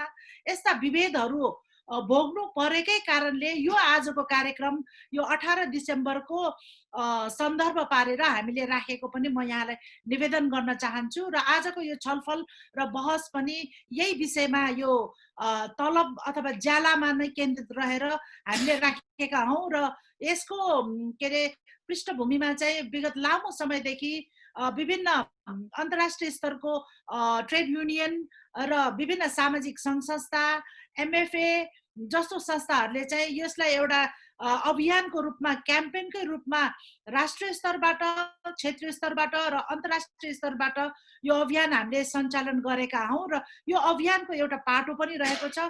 यसको यो आजको कार्यक्रमको मुख्य उद्देश्य कामदारलाई यो विषयमा सचेत गराउनु, पत्रकार साथीहरूलाई यो विषयमा सचेत गराउनु, एजुकेट गराउनु र त्यस्तै गरेर पोलिसी मेकर्सहरूलाई पनि यो विषयमा सचेत गराउनु र डाइरेक्ट सेवा दिने इम्प्लिमेन्टरहरू जस्तै अहिले डिजी सरहरू जस्तोहरूलाई पनि हामीले यो विषयमा जानकार गराएर यहाँ विभिन्न ग्याप्सहरू छन्, चुनौतीहरू छन्। ती चुनौतीहरूलाई अब हामी सबैले सहकार्य गरेर कसरी त्यो चुनौतीलाई चिरेर जाने र कामदारलाई न्यायमा पहुँच दिलाउनको लागि हामीले आफ्नो क्षेत्रबाट कसले के गर्न सक्छौँ भनेर पनि विषयवस्तु उठान गर्ने र त्यही सन्दर्भमा हामीले आज कार्यक्रम राखेका हौँ र कामदारहरूको अभिलेख नभएको कारणले गर्दाखेरि, उहाँहरूसँग प्रमाण नभएको कारणले गर्दाखेरि आफ्नो अधिकार दाबी गर्न नसकेको चाहिँ मैले यहाँलाई निवेदन गरेँ। धन्यवाद। आउन नसकेको पनि विभागले चाहिँ के अरे निवेदन लिन पनि मान्दैन। त्यो कारणले गर्दा, किनभने उनीहरूसँग महिलाहरू चाहिँ जाँदाखेरि अभिलेखबद्ध नभएर र श्रम स्वीकृति लिएर नगएको कारणले गर्दाखेरि ती विभागमा पनि हाम्रा सुनवाईहरू, हाम्रा कामदारका आवाजहरू सुनवाई नभएको पनि मैले डिजी साहबलाई निवेदन गरेँ। हजुर, होइन, यो एउटा कुरो के बुझिदिनु पर्यो भने वैदेशिक रोजगार विभागले श्रम स्वीकृति लिएर गएका मानिसहरूको हकमा हामीले हेर्ने हाम्रो जुरिडिक्सन पनि त्यहाँ भित्र छ। एक्ज्याक्टली। यो जति पनि बोलेको बहिनीहरू छ सर, अनम्युट भयो सर। डी साहब अनम्युट भयो। आधारमा पनि प्रहरी मार्फत कारबाही अगाडि नबढाउने होइन, अगाडि बढाउँछौँ है। तर मुख्य कुरो भनेको श्रम स्वीकृति लिएर गएका कागज अहिले जतिजना अहिले बहिनी दाजु भाइहरू आउनुभयो, उहाँहरूले चाहिँ श्रम स्वीकृति लिएर गएकै कुराहरू गर्नुभएको छ। अनडकुमेन्टेड खासै कुरा भयो जस्तो लाग्यो नि त। इजिप्टको एकजना बहिनीले कुरो गर्नुभएको छ, उहाँहरूको अब अनडकुमेन्टेड हो कि जस्तो लाग्छ मलाई, किनभने कहिले इजिप्ट पुर्याउँछु भन्छ, कहिले कुन एयरपोर्ट पुर्याउँछु भन्छ। त्यो चाहिँ कुन ठाउँको ट्राभल भिसाबाट अथवा कुनै अनडकुमेन्टेड हो कि। अब हामीले अनडकुमेन्टेड नजानुहोस् भनेर हामीले भनिरहेको छौँ। तर अनडकुमेन्टेड भए पनि तपाईँहरूसँग कुनै पनि प्रकारका वैदेशिक रोजगारसँग सम्बद्ध खालका प्रमाणहरू यदि छन् भने तपाईँहरू यहाँ आउनुहोस्। यहाँ यदि कसैले त्यो निवेदन लिएन भने तपाईँहरू सिधै मसँग आउनुहोस्। त्यसले गर्दाखेरि नलिने भन्ने त कुरै रहँदैन है। तर के छ भने दुवै पक्ष तपाईँहरूले जो छ तपाईँहरू पनि प्रमाणहरू त लिएर हामी पनि कानुनी कारबाही नै अगाडि बढाउने हो। हामीले ठाडो कारबाही अगाडि बढाउन त सक्दैनौँ। त्यस कारणले हामीले नलिने भन्ने कुरो हुँदैन। वैदेशिक रोजगारमा जोडिएका जुनसुकै विषयलाई पनि हामीले एड्रेस गर्छौँ। हस्, एकदम धेरै धेरै धन्यवाद छ। अन्तिममा अब डी साहब जान्छु भन्दै हुनुहुन्छ। अरू अब यो आप्रवासी दिवसको अवसरमा केही सम्बोधन गरेर अनि यहाँले आफ्नो व्यस्त काममा के छ भने आप्रवासी दिवसको उपलक्ष्यमा मैले त भनिहालेँ, यो हाम्रो एउटा चाहिँ ठुलो एउटा डेस्टिनेसन हो। हाम्रो देशको इन्कम पनि हो, रेमिटेन्स पनि यसबाट प्राप्त भइराखेको छ। अब 30 लाख भन्दा बढी झन्डै आप्रवासनकै हिसाबले गर्ने हो भने त 60 लाखलाई नै हामीले एड्रेस गर्नुपर्ने हुन्छ। झन्डै 60 लाख नेपाली युवाहरू चाहिँ विदेशमा कामदारमा हुनुहुन्छ। कोही हाई प्रोफाइलमा हुनुहुन्छ, कोही लो प्रोफाइलमा हुनुहुन्छ। उहाँहरूलाई म यो आप्रवासी दिवसको उपलक्ष्यमा सबैलाई शुभकामना दिन चाहन्छु। आफ्नो देशमा के अरे आफ्नो जुन ठाउँमा काम गर्नु भएको छ कर्तव्यका के अरे इमान्दारिताका साथ काम गर्नुहोस् र आफ्नो जीविकोपार्जनलाई राम्रो बनाउँदै फ्रुटफुल बनाउँदै लैजानुहोस्। सुखमय जीवन बिताउनुहोस् विदेशमा भन्न चाहन्छु म। एउटा प्रथम त। दोस्रो कुरो के छ भने अहिले यो के छ भने यो ग्लोबलाइजेसनको इम्प्याक्ट होस् या जुनसुकै प्रकारको यो अहिले श्रम पुँजी र प्रविधिको नै आप्रवासन भइराखेको छ अहिले। त्यस कारणले यस्तो सन्दर्भमा यो श्रम पुँजी र प्रविधि यो तीनटै चिजलाई हामी रोक्ने अवस्था छैन अहिले। तर यसलाई रोक्ने होइन, यसलाई नियन्त्रण गर्ने होइन, यसलाई म्यानेज गर्ने कुरा हो। यसलाई हामीले प्लिड गर्ने कुरा हो। तर के छ भने अहिले यसैका नाममा अनेक प्रकारका ठगीहरू भइराखेका छन्। हाम्रोमा विशेष गरेर 75% भन्दा बढी कामदारहरू, अदक्ष कामदारहरू छन् जसलाई चाहिँ शिक्षा तालिम को अत्यन्तै अभाव छ। उहाँहरूलाई भनिहाल्यो नि कुन डेस्टिनेसनमा, अघि एकजना बहिनीले भन्नुभएको छ दुःखको कुरो, उहाँहरू कुन देशमा जाँदै हुनुहुन्छ भन्ने पनि थाहा छैन, तर प्लेन चढ्नु भएको छ। म कुन देशमा मेरो डेस्टिनेसन मेरो कहाँनिर मैले ल्यान्ड गर्ने भन्ने कुरो थाहा छैन मलाई। यसरी विदेश नजानुहोस्। बरु त्योभन्दा सुखी देशैमा सुख छ। कमसेकम आफ्नो डेस्टिनेसन थाहा पाउनुहोस्। तपाईँलाई कसले पठाउँदैछ, को व्यक्तिले पठाउँदैछ, उसको फोटो राख्नुहोस्, उसको मोबाइल नम्बर राख्नुहोस्, उसँग पैसा दिएको बिल भरपाई राख्नुहोस् है। आफ्नो पासपोर्ट यहाँबाट गएपछि तपाईँको हाम्रो एयरपोर्टबाट नागेपछि उहाँहरूको हातमा पासपोर्ट हुँदैन। आफ्नो डकुमेन्ट आफ्नो हातमा राख्नुहोस्। त्यसपछि आफू योग्य हुनुहोस्, तालिम लिनुहोस्, कति तलब दिँदैछ त्यो कुरो बुझ्नुहोस्। अङ्ग्रेजी अथवा अरबिक जुनसुकै भाषाका कागजहरूमा तपाईँहरू नहेरिकन सुई सही गर्नुहुन्छ। प्लिज त्यसरी सही नगर्नुहोस्, बरु नजानुहोस्। त्यो सही गर्ने भनेको तपाईँले आफ्नो थाप्लोमा आफै चाहिँ बन्चरो हान्ने हो। त्यति समस्या छ यो विषय। त्यसले गर्दाखेरि के छ भने कुनै पनि कुराहरू बुझेर मात्रै विदेश जानुहोस्। मैले भनिहालेँ अहिलेको ग्लोबलाइजेसनको अहिलेको अवस्थामा अर्थजनित आफ्टर कोभिड त युरोपमा समेत अमेरिकनहरू देशहरूमा समेत ठुल्ठुला अवसरहरू आइराखेका छन्। त्यसले गर्दाखेरि मिडल इस्ट सँगसँगै हाम्रो जब ट्रान्सफर भइराखेको छ। तपाईँहरू योग्य हुनुहोस्। म अध्यक्षलाई पनि नजानुहोस् भन्दिनँ, सबैलाई पढेका नपढेकालाई संसारमा गएर काम गर्ने अधिकार छ। तर आफ्नो अधिकार के हो, आफू कहाँ जाँदैछु, कस्तो खालको डकुमेन्ट लिएर जाँदैछु, कति पैसा तिर्दैछु। अब अहिले अधिकांश यहाँ कस्तो आउँछ भने कति पैसा ठगिनु हो भन्दा म 5 लाख रुपियाँ ठगेँ। कसलाई दिनुभएको थियो भन्दा मैले न्यू रोडमा गएर एकजना मान्छेलाई पैसा दिएको थिएँ, अनुहार देख्नु भएको थियो, अनुहार पनि देखाएको छैन। ल 5 लाख रुपियाँ दिँदा अनुहार नदेख्ने कस्तो हो यो? तपाईहरु कुन परिबन्धमा परिरहनु भएको छ? यो कुरो बहुत मिहिन ढंगले तपाईहरुले एनालाइसिस गर्नुस् एउटा कुरा। र अर्को कुरो के छ भने वैदेशिक रोजगारसँग जोडिएका जुनसुकै विषयहरुमा पनि जिल्ला प्रशासन कार्यालय, जिल्ला प्रहरी कार्यालय अथवा डोफे वैदेशिक रोजगार विभाग लगायतका जुनसुकै सरकारी निकायहरुमा गएर तपाईहरु आफ्नो विषयमा सोध्नुहोस्, उजुरी गर्नुहोस्, आफ्ना डकुमेन्टहरु ल्याउनुहोस्। तपाईहरुको विषयमा उपचार हामी गर्छौं। यो यसमा चाहिँ तपाईहरु दुई मत हुनु, उपचार नहोला कि अथवा मेरो कसैले नसुन्ला कि भन्ने कुरो चाहिँ तपाईहरु नसुन्नुहोस्। हाम्रो लागि सबै समान हुन्। मैले गरि पनि राखेको छु, तपाईहरुले धेरै पनि राख्नु भएको छ। मूल्याङ्कन गर्नुहोस् तपाईहरुले, हामीले काम गरेको नगरेको कुराहरु। तर हामी छोड्नेवाला छैनौं। म सबैलाई यो आप्रवासन दिवसको उपलक्ष्यमा आफू सुरक्षित हुनुहोस्, स्वस्थ हुनुहोस् र आफ्नो गन्तव्यलाई सुरक्षित राख्नुहोस् र जहाँ बस्नु भएको छ बहुत सुखीका साथ बस्नुहोस्। म यही भन्न चाहन्छु। धन्यवाद। हस् हस्, धेरै धेरै धन्यवाद। हाम्रो डिजी साहबले महत्त्वपूर्ण सन्देश पनि दिनुभएको छ, महत्त्वपूर्ण सूचना पनि दिनुभएको छ। उहाँलाई आयोजकहरूको तर्फबाट धन्यवाद दिन चाहन्छु। म अरू कार्यक्रमहरू पनि अगाडि बढाउँछु। यहाँलाई समय छ भने हामी कार्यक्रम सुनिदिनु होला। मेरो त्यहाँ 2-3 चोटि फोन आइसक्यो, म लाग्ने भए। हुन्छ, हजुरलाई हाम्रो त कार्यक्रमबाट धेरै धेरै बिदा चाहन्छु, धन्यवाद दिन चाहन्छु। रेकर्डको लागि अरू कामदारहरूले आफ्नो भनाइहरू राख्नुहुन्छ भने पछि अहिले नभए पनि डिजी साहबले पछि पनि हेर्नुहुन्छ, सरकारी निकायले हेर्नुहुन्छ। अरू साथीहरूले पनि राख्न सक्नुहुन्छ। यहाँ रेणु रावत हुनुहुन्छ, राजाराम सुनार हुनुहुन्छ, उहाँहरूको पनि भनाइ छोटो छोटो सुनौँ। अनि त्यसपछि अरू फ्लोर ओपन गर्नको लागि अन्य फ्लोरमा पनि हामी जानेछौँ। अन्य कामदारहरू हुनुहुन्छ भने पहिला कामदारहरूको आवाज सुनौँ। रेणु बहिनी रेडी हुनुहुन्छ कुमार सर? रेणु रावत मैले देखिरहेको छु। ल रेणुजी, हजुर मालदिप्सबाट आउनु भएको छ, फर्किनु भएको छ। उहाँलाई म आफ्नो अनुभव राखिदिनु होला छोटो। रेणुजी,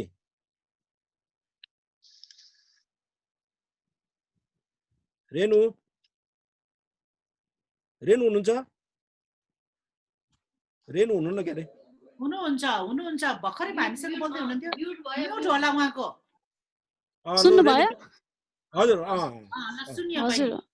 हजुर नमस्ते, म रेणु राउत। म मालदिप्समा 4 वर्ष बसेर आएको हो। अलि यो कोभिडले गरेर अब त्यहाँको अब स्थिति अलि नराम्रो भएको भएर नै आएको।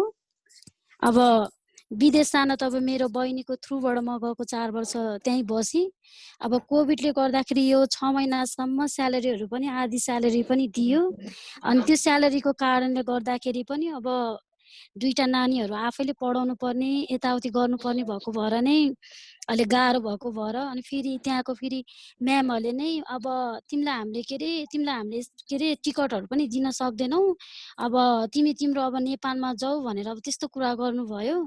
अनि त्यसो अब आउन त अब कसरी आउने? अब फेरि गएको मात्रै, किनभने छुट्टीमा गएर मात्रै 7 महिना 8 महिना मात्रै भएको थियो गएको। त्यसमा फेरि कोभिडले गर्दा 6 महिनासम्म उनीहरूले आधी स्यालेरी दियो। अब घरमा त अब एकदम गाह्रो नै भयो नि त। अनि घरबाट फेरि पैसा मगाएर फेरि यो हाम्रो यो एउटा चाहिँ मालदिप्समा चाहिँ एउटा हाम्रो यो दूतावास छैन हैन। अब हामी नेपालीहरूले चाहिँ अब दूतावास नभइकन अब हामीले चाहिँ श्रीलङ्का एमएससीले हामीले भन्नुपर्ने। अनि त्यही कारणले अब हामी जोसुकै होस् न नेपालीहरू त्यहाँ मालदिप्समा भएको त्यो दूतावासको अब कारणको त्यस्तो समस्याले गर्दाखेरि धेरै नै हामीले कसलाई भन्ने के? हाम्रो सरकार को त? अब त्यो बेलामा पनि हामीलाई गाह्रो भयो। अब प्लेन टिकट भन्छौँ, अब हामीले चार्टर गर्नको लागि पनि हामीले मालदिभ्स कि यो श्रीलङ्का एमएसीमा भन्दाखेरि पनि मेरो पालो 4 चोटिको पालमा बल्ल, किनभने नेपालबाट पैसा मगाउँदाखेरि पनि 4 चोटिमा मेरो बल्ल तल्ल पालो आयो होइन। तर त्यहाँको म्यामहरूले पनि, बोस म्यामहरूले पनि, अब म त घरकै काममा गएको हो, अब सबै घरेलु काम, घरको कामहरू सबै गर्नु पनि, त्यहाँको समय पनि छैन। 24 घन्टा गरे पनि अब हाम्रो 350-300 स्यालेरी छ भने अब 175 स्यालेरीले अब के गर्ने? अब किनभने एउटा त म त अब पीडितै हो, नेपालमा भए पनि मैले केही पनि अब गर्न पनि नसकेको। अब एउटा त म डिभोर्स पनि हुँ। अब मेरो छोरीहरू 2-2वटा छ, एउटा 3मा पढ्छ, एउटा 9मा पढ्छ। अनि 175 स्यालेरी 17-18 हजारले त अब बच्चाहरूलाई नपुग्ने भयो। अब यहाँ पनि भाडामा राखेर अब मम्मी बाबाहरूलाई हेर्नु भनेर म गएको होइन। त्यो कारणले पनि अब त्यहाँनिर अब धेरै नै प्रब्लम भयो। अनि त्यसपछि आफ्नै खर्चले नेपाल आएँ। अब नेपालमा क्वारेन्टाइनमा नि बसेँ। यो स्यालेरीको अब त्योभन्दा अगाडि कोभिड नहुनुभन्दा अगाडि त राम्रो थियो, मालदिभ्स पनि नराम्रो त होइन। अब हाम्रो यो नेपाल सरकारले चाहिँ मालदिभ्समा चाहिँ एउटा दूतावास खोल्दै चाहिँ हामी नेपालीहरूलाई दिदीबहिनी दाजुभाइहरू सबैजनालाई आफ्नो समस्याहरू, केही समस्याहरू हामीले भन्न सक्थ्यौँ होइन। मेरो चाहिँ त्यो नै हो। अब मलाई खाना लाउन यताउति भन्दा त त्यो त राम्रै थियो कोभिडभन्दा अगाडि चाहिँ। तर अब म चाहिँ यो समस्या भन्दाखेरि मेरो आधी स्यालेरी गरेर मेरो आफ्नो जीविका पार्जन चाहिँ भएन। किनभने मेरो बच्चाहरूको लागि, स्टडीको लागि पनि अब त्यो पैसाले मलाई नपुग्ने भयो। नेपालमा नै अब मैले केही कामहरू पाएदेखि अब विदेश किन जाने? मेरो पनि त 2-2वटा छोरीहरू छ। उनीहरूको भविष्यको लागि नै म अब विदेश हुनु परेको, त्यो नै हो कारण। अब आफन्त त छ, तर अब कसैले पनि गर्दैनन् होइन। अब अहिले अब भनौँ न, अब अहिले पनि अब कामहरू केही पनि छैन। अब मेरो अब म विदेश हुनु नै पर्छ। अब नानीहरूको पनि अब नानीहरूको पनि स्कुलमा अब आइसक्यो। अब मैले अहिलेसम्म पनि अब भनौँ न, अब यो चाहिँ अब फेक होइन होइन, हजुरहरूले हेर्न सक्नुहुन्छ। अब मैले अहिले पनि 31,000 रुपियाँ बुझाइसकेँ स्कुलमा। अहिले पनि त इक्जामहरू भइरहेछ। अहिले म यो झरवारासी ललितपुरमा बस्छु। मेरो 2टा नानीहरू छ। म पनि अब माइतीमै दाजुभाइहरूसँग बस्छु। मेरो समस्या भनेको चाहिँ त्यही हो। अब यहीँ नेपालमा केही कामहरू पाए चाहिँ मैले गर्थ्यो पनि। अब छोरीहरूको लागि पनि, छोरा होइन छोरीहरूको लागि पनि अब अहिलेको स्थितिमा छोरीहरू छोडेर जान पनि अहिले धेरै नै नराम्रो छ होइन। हुन्छ हुन्छ रेणु म्याम, तपाईँको एकदम राम्रो, एकदम सकारात्मक सन्देश दिने गरी, अर्थात् अरूलाई पनि फाइदा हुने गरी तपाईँले सन्देश दिनुभयो। तपाईँको दुःखको कष्टको कुराहरू छँदैछ, सरकारी निकायले हेर्ने कुराहरू, भन्ने कुराहरू उहाँहरूले नोट गर्नुभयो होला, अर्थात् यो कार्यक्रम उहाँहरूको अगाडि पुग्छ होला। तपाईँलाई धन्यवाद दिएर अर्का वक्तालाई हामी जाउँ। के अरे अरू वक्ता हुनुहुन्छ भने म नाम बोलाउँछु। निकेश महतो हुनुहुन्छ भने जोइन हुनु होला। राजाराम सुनवार, पिङ्की दत्त पनि आउनु भएन है। त्यसो भने म फ्लोरतिर जाउँ। के अरे अनि यहाँ विभिन्न व्यक्तित्वहरू हुनुहुन्छ, श्रम अधिकार कर्मीहरू हुनुहुन्छ। अब यो समस्या एउटा ज्यालाको समस्या, अर्थात् श्रम सम्बन्धी श्रम सम्झौताको अनुसार नपुग्ने, कोभिडले विभिन्न खालको चाहिँ झन्झटहरू बेहोर्ने, कोभिडको कारणले स्वदेश फर्किनु पर्ने अवस्थाहरू छ। अब यो अवस्थालाई हामीले राज्यले अर्थात् नागरिक समाजको तर्फबाट कसरी हामीले सम्बोधन गर्न सकिला, के उपाय हुन सक्ला, यो आप्रवासी दिवसको अवसरमा हामीले चाहिँ कस्तो खालको सन्देश दिन सकिला, यहाँले छोटोमा आफ्नो भनाइहरू राखिदिन सक्नुहुनेछ? म प्लिज म फ्लोर ओपन गर्दछु। म छोटोमा कुमार सर, हजुर, हाम्रो यहाँ पिङ्कीजीको चाहिँ अलिकति टेक्निकल प्रब्लम भएर त्यो उहाँले गर्न सक्नु भएन है। मैले चाहिँ हाम्रो व्हाट्सएपबाट चाहिँ कुरा दिने कोसिस गरिरहेको छु। हेलो गर्नु त। हुन्छ उहाँलाई बोल्न दिनुस्। आफ्नो केही कुराहरू राख्नुहुन्छ यहाँबाट प्लिज। पिङ्की, र तिम्रो कुरा राख्न सक्छौ तिमीले? तिमी कसरी विदेश गएको थियो, कुन बाटो गएको थियो, कति भयो, र तिम्रो प्रब्लम के हो, त्यो आफ्नो भनाइराख्यो।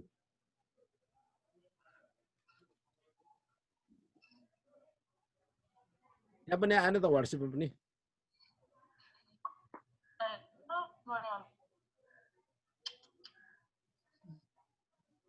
अलि माइक अलि अगाडि राखेर बोल्ने भन्नुस् त।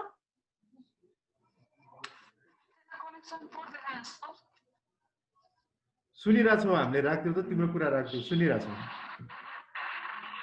कति बेला तपाईँको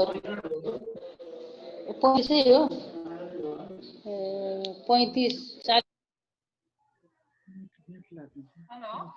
सुनिरहेछौँ मा, राख्थ्यौ कुरा राख्थ्यौ, हामी सुनिरहेछौँ। हजुर सर्वप्रथम त सबैजनालाई नमस्ते छ मेरो है, सर म्यामहरूलाई, विशेष गरी चाहिँ मनिषालाई।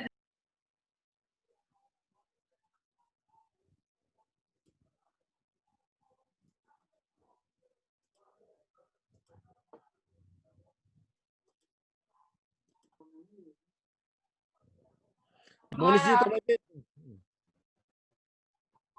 उहाँलाई अलिकति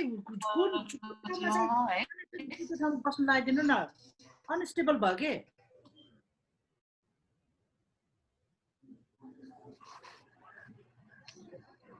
हजुर के भन्नुभयो मैले बुझ्दै बुझिनँ। त्यो क्यामेरा चाहिँ ठ्याक्क त्यो नहल्लाइकन ठ्याक्क अगाडि राखेर एकदम उ गरेर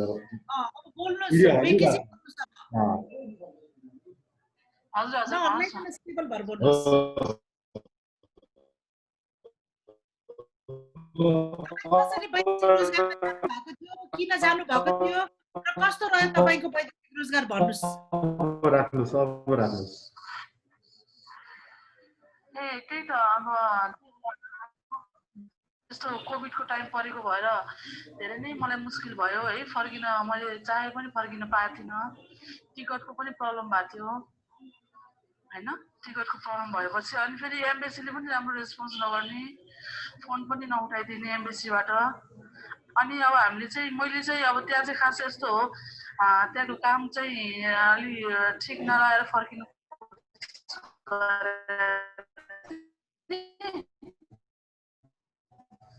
अनि कम्पनीले पनि खास भिजा हान्दैन मेरो पासपोर्टमा, कम्पनी होइन। अनि मैले आफै कोसिस गर्दाखेरि चाहिँ कहीँबाट पनि सम्भवै भएन, एम्बेसीबाट पनि केही हेल्पै भएन होइन।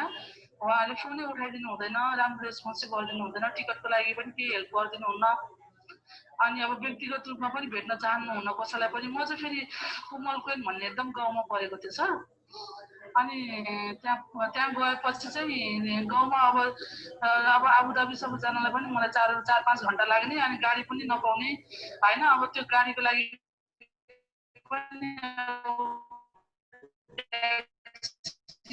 जानलाई पनि अब पेमेन्ट नहुने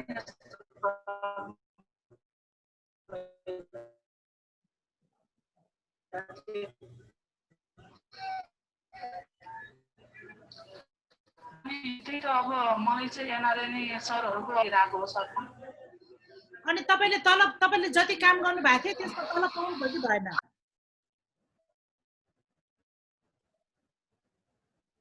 मनिष सोध त।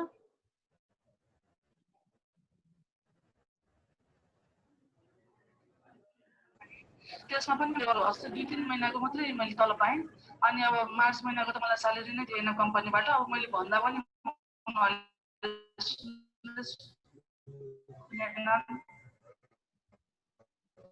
धेरै प्रब्लम भयो थियो फर्किनलाई। तपाईँको कति महिनाको तलब अथवा कति बाँकी छ कम्पनीसँग? मार्च महिनाको स्यालेरी भएको छ। मार्च महिनाको स्यालेरी नै दिएछ। अरू ग्रेजुटीहरू बाँकी छ? अब 8 महिनामा त ग्रेजुटीहरू त आउँदैन रहेछ, 2 वर्ष क्लियर हुनुपर्ने रहेछ होइन, नियम अनुसार हेर्ने हो भने चाहिँ। अब पाउनु पर्ने टिकट पनि मैले पाइनँ कि सर। हजुर गाह्रो भएको थियो, कमाइ पनि थिएन खासै। हजुर हस् धन्यवाद मनिषजी। अब धेरै कुराहरू आइसक्यो, उहाँको कुरा पनि अलिकति स्पष्टै बुझियो जस्तो लाग्छ मलाई।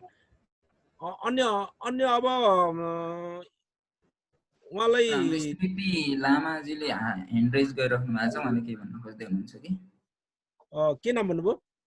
स्मृति लामा। बोल्नुहोस् त। हजुर नमस्कार कुमार सर, मैले चाहिँ फ्लोर ओपन भएको हुनाले ह्यान्ड रेज गरेको थिएँ। अर्को पनि एउटा पोइन्ट 2 सेडाइपछि एउटा मिटिङ भएको हुनाले पहिला चाहिँ यो वेज एन्ड वर्कर्स हियरिङ प्रोग्रामको अध्यक्षता गरिराख्नु भएको अध्यक्षज्यू अब कुमार सर हिँडिसक्नु भएको छ प्रमुख अतिथिज्यू र मैले यहाँ आइएलओबाट नेहाजी देखेको छु रामेशजी देखेको छु सम्पूर्ण व्यक्तित्वहरू जो सुरक्षित प्रशासनमा काम गरिराख्नु भएको अहिले हामी 55 जना रहेछौँ सम्पूर्णलाई म स्मृति लामा व्यक्तिगत तर्फबाट र नेपाल ट्रेड युनियन महासंघ जितनको तर्फबाट नमस्कार भन्न चाहन्छु। सबैभन्दा पहिले खुसी लागेको छ पौरखीले यो सुरक्षित वैदेशिक रोजगार सम्बन्धी आज वेज र वर्कर्सहरूको हियरिङको जुन प्रोग्राम राख्नु भएको छ वेबिनार त्यसको लागि धन्यवाद। मैले चाहिँ as a part of trade union किनभने हामी पनि as a part of GEFONT चाहिँ धेरै लामो होइन नियर अबाउट 26-27 इयर्सदेखि हामी चाहिँ यो प्रवासी श्रमिकहरूको हक हितको लागि चाहिँ काम गर्दै आएका छौँ अनि अब राष्ट्रिय स्तरमा र अन्तर्राष्ट्रिय स्तरमा लामो समयदेखि पौरखीसँग पनि थुप्रै कामहरूमा चाहिँ सहकारी गर्दै आएका छौँ। त्यो कुराहरू गरिराख्दा मलाई चाहिँ 2-3 कुरा चाहिँ अलिकति राख्न मन भयो। अहिले चाहिँ अब सबैभन्दा पहिले चाहिँ हामीले as a part of trade union चाहिँ हामीले डेस्टिनेसन कन्ट्री जिफनको कुरा गर्नुहुन्छ भने गल्फ र मलेसियामा चाहिँ डेस्टिनेसन कन्ट्रीहरूमा चाहिँ वर्कर्सहरूको ग्रुप बनाएर जिफन सपोर्ट ग्रुप बनाएर चाहिँ उहाँहरूलाई अब अर्गनाइज गर्ने अनि राइट्सको बारेमा भन्ने काम गरि नै आइरहेका छौँ। त्यो पनि अलिकति जानकारी गरौँ। अनि त्यसपछि चाहिँ अब अहिले ठ्याक्कै आफ्टर कोभिड भनेको त यसको लङ टर्म इम्प्याक्ट हुन्छ। इभन अल वर्ल्ड अफ वर्कमै त्यसको ठुलो इम्प्याक्ट छ। त्यसमा पनि प्रवासमा रहनुभएको वैदेशिक रोजगारमा रहनुभएको श्रमिकहरूको चाहिँ झन् धेरै यो बिचको यो आफ्टर पेन्डामिक चाहिँ धेरै खालको इस्युजहरू आयो। त्यसमा पनि थुप्रै दिदीबहिनीहरूको पनि इस्युजहरू चाहिँ अझै झन् जटिल छ।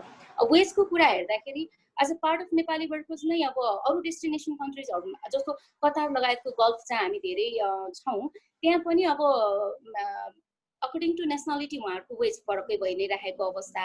त्यसमा पनि अब जो अब नेपालबाट जानुभएको दिदीबहिनी स्पेसली चाहिँ उहाँहरूलाई त्यो वेजको प्रब्लम एकदम निकै ठुलो समस्याको रूपमा एउटा त डिस्क्रिमिनेसन छ। सेम टाइपकै वर्क भए पनि एउटै खालको प्रकृतिको काम भए पनि उहाँहरूमा हाम्रो जुन नेपाली श्रमिकहरूमा चाहिँ अब वेज डिस्क्रिमिनेसन छ त्यो एउटा पाटो भयो भने आफ्टर पेन्डामिक चाहिँ अब यो वेजेसहरू नपाउने उहाँहरू सेफ नहुने हामीले हेऱ्यौँ निकै ठुलो सङ्ख्यामा चाहिँ उहाँहरू कोभिडबाट चाहिँ अब इन्फेक्ट भएको होइन त्योहरू पनि हामीले सुन्न आएको छ। त्यो भएको हुनाले हामीले अब सबैभन्दा पहिलो कुरा चाहिँ अब ट्रेड युनियनको पाटोबाट देशमा नै सुरक्षित र मर्यादित कामको लागि हामीले लबिङ गर्दै आएका छौँ। अथवा परदेशमै भए पनि तपाईँ परदेशमै हुनुहुन्छ भने पनि परदेशको रोजगारी सुखद होस् भन्ने पाटोमा हामीले 2-3 तर्फले हेरिरहेका छौँ। त्यहाँ चाहिँ अर्गनाइज गर्ने त्यहाँको ट्रेड युनियनसँग सहकार्य गर्ने त्यहाँको ट्रेड युनियनसँग एमओयू गर्ने र भएको समस्याहरू चाहिँ त्यहाँको ट्रेड युनियन मार्फत चाहिँ हल गराउने चाहिँ एउटा पाटोलाई राखेका छौँ भने अर्को चाहिँ जहाँ ट्रेड युनियन छैन जस्तो कतार जस्तो देशमा हामी आइएलओसँग आइटियुसीसँग बिडब्ल्युआई लगायतको इन्टरनेसनल ट्रेड युनियनहरूसँग मिलेर चाहिँ कसरी सहकार्य गर्न सकिन्छ भन्ने कुरालाई चाहिँ हामीले ट्रेड युनियनको पाटोबाट हेर्दै आएका छौँ। त्यो भएको हुनाले अहिले चाहिँ हामीले अब यो सामाजिक सुरक्षाको इस्युलाई चाहिँ नेपालभित्र पनि उठाइरहेका छौँ।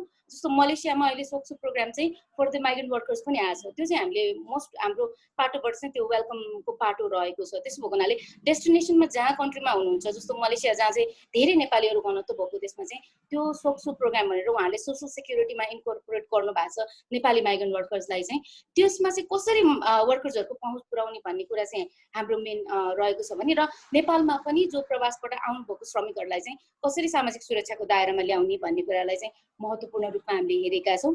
र एज अब पार्ट अफ एउटा सोसल पार्टनरको हिसाबले पनि अब प्रवासमा रहेको श्रमिकहरूको लागि सुरक्षित वैदेशिक रोजगारको लागि चाहिँ हामीले यो चाहिँ बियोन्ड द बोर्डर भएको हुनाले यसमा चाहिँ अब ट्रेड युनियन अथवा अरू भन्नुभन्दा पनि we all have to come together to with including the government किनभने गभर्मेन्टले नै आफ्नो श्रमिकहरूको चाहिँ सुरक्षा दिनुपर्छ। अघि कुमार सरले भन्नुभएको एउटा कुरामा मैले त्यो भन्छु भन्नुभएको थिएँ उहाँले दिनुभयो कतिपय इस्युजहरूमा चाहिँ उहाँले अब श्रम स्वीकृति गरेर नजानेमा धेरै महिलाहरू परेको छन् किनभने त्यो खालको भुक्तभोगी त हामी हौँ नि। त्यहाँ जाँदाखेरि चाहिँ तपाईँको त्यो श्रम स्वीकृति छैन भन्ने खालको उहाँहरूको आफ्नै छ होइन मतलब त्यो खालको समस्या भएको हुनाले तर उहाँले के भन्नुभयो भने हामी चाहिँ थ्रु द अब अरू मेकानिजमबाट पनि कम्प्लेनहरू दर्ज गर्न सक्छौँ भन्ने कुरा गर्नुभएको छ।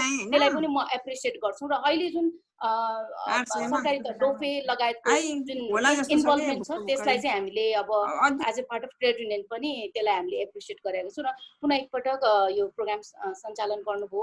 फेरि एकचोटि नेपाल ट्रेड युनियन महासङ्घ फन्डको तर्फबाट हामी यो खालको सुरक्षित आप्रवासनको इस्युजमा सधैँ साथै रहनेछौँ। यसको लागि सम्पूर्ण स्टेक होल्डर्सहरू सँगै भयो भने मात्रै हामीले सोचे जस्तो चाहिँ स्किलका कामहरूलाई चाहिँ अगाडि बढाउन सक्छु भन्दै पुनः एकचोटि एउटा इस्यु चाहिँ मैले थप्न चाहेँ। जस्तो एउटा कुरा चाहिँ हामी कहाँ अलिकति ल्याकिङ जस्तो लाग्छ। अब पार्ट अफ ट्रेड युनियन हामीले गरिरहेछौँ त्यो चाहिँ के भने अब एउटै काममा जस्तो 2 वर्षको करार सिद्धाएर महिला कामदार अथवा पुरुष पनि होइन उहाँहरू फर्केर आउनु भएपछि उहाँहरूको त्यो स्किल ओभर एउटा काम जे गरिराख्नु भएको छ त्यो त 2 वर्ष त उहाँले स्किल पाइसक्नु भएको छ नि।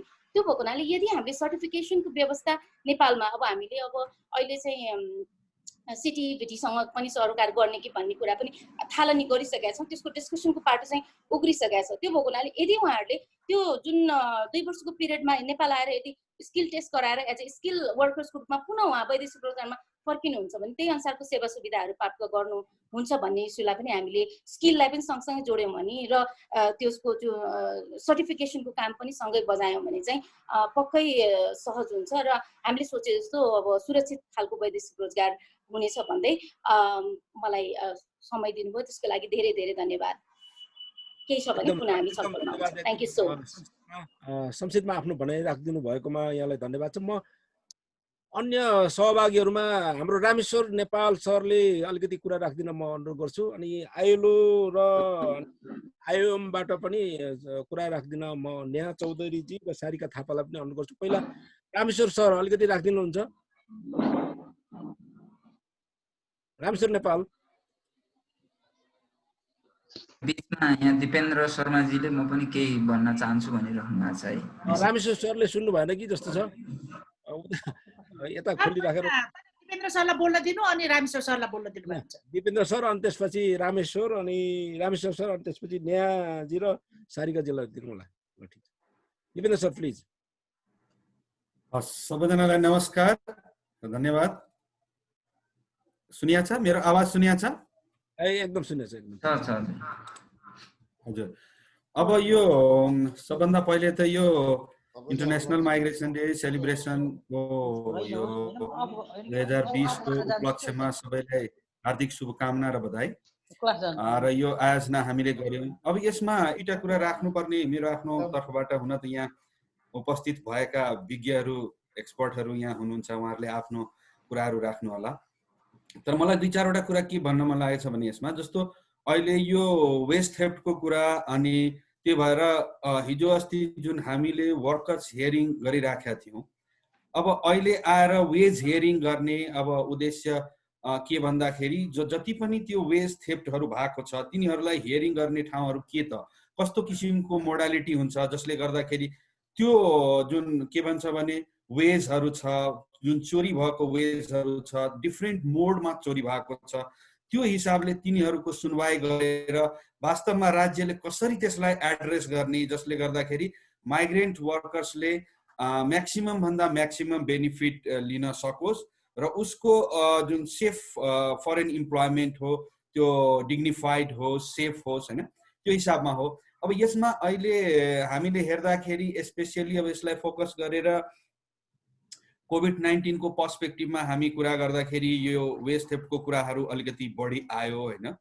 अब यसमा हामीले टेन्टेटिभ क्याल्कुलेट गर्दाखेरि करिब 6400 जति केस हामीसँग यो फोर्स्ड लेबरको चाहिँ यो कोभिड-19 को पिरियडमा आयो र त्यसमा पनि हामीले क्याटेगोराइज गर्दाखेरि वेस्ट थेफ्टको पनि डिफ्रेन्ट मोडहरू को आएको छ।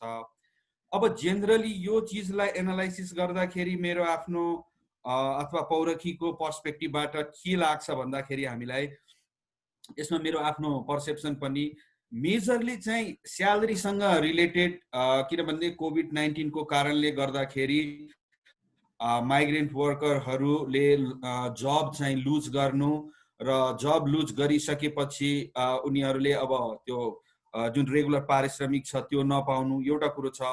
अर्को चाहिँ के भन्छ भने स्यालेरी नै पर्सेन्टेज बेसिसमा कतिको 50% काट दिएको, कतिको 25% काट्दिएको, अब यति मात्र दिन मिल्छ भन्ने किसिमको मेजरली चाहिँ स्यालेरीमै चाहिँ यो के भन्छ भने पारिश्रमिकको जुन चोरीको कुराहरू त्यो स्यालेरीमा बढी देखिया छ। त्यसको सँगसँगै अलिकति स्ट्राटेजिकली हेर्ने हो भने यो टर्मिनेसन र डिपोर्टेसनको जुन कुराहरू यो बिचमा आयो, त्यो पनि एउटा वेज थेफ्टकै कारणले यस्तो किसिमको इन्भाइरोमेन्ट र माहौलहरू क्रिएट गरे हो। अर्को चाहिँ जस्तो नेचर चाहिँ ब्ल्याङ्क पेपरमा पहिले गराएर राख्ने हैन, पछि चाहिँ उनीहरूलाई त्यसलाई केही कम्पेन्सेट गर्नु पर्यो अथवा केही किसिमको सुविधाहरू दिनु पर्यो भने होइन, तिमीले अलरेडी यो सिग्नेचर गरिसकेका रहेछौ, तिमीले एग्री गरिसकेका रहेछौ भन्ने किसिमबाट उसलाई चाहिँ पेनिक बनाउने। अर्को चाहिँ जुन सेटलमेन्ट पेपर्सहरू हुन्छ त्यसमा चाहिँ ट्याक्टफुली तरिकाले पहिले सिग्नेचरहरू गराउने, यो चिजहरू पनि हामीले हेर्यौँ। त्यसको सँगसँगै चाहिँ के भन्छ भने वर्किङ आवर जुन एक्स्ट्रा आवर छ हैन, अब नर्मली चाहिँ 8 घण्टा दिनमा काम गर्ने भनेर उसलाई पेमेन्ट गर्ने, जुन ल ठिक छ दिनमा तिमी 8 घण्टा काम भनेर भनिरहेको हुन्छ, तर उसलाई काम गराउँदाखेरि 10 घण्टा 12 घण्टा 14 घण्टासम्म चाहिँ काम गराइराखेका हुन्छ हो। त्यो उसले काम गरेको एक्स्ट्रा आवरको पनि पे गरेको हुँदैन भने त्यो पनि एउटा के भन्छ भने पारिश्रमिक चोरी नै हो। र त्यस्तो केसेसहरू पनि हामीले देखिरहेछौँ। अब यो चिजहरूलाई वास्तवमा यो अब इन्टरनेसनल माइग्रेसन डे को राम्रो मुहुर्तमा, राम्रो उपलक्ष्यमा यो हामीले week long celebration गरिराख्दा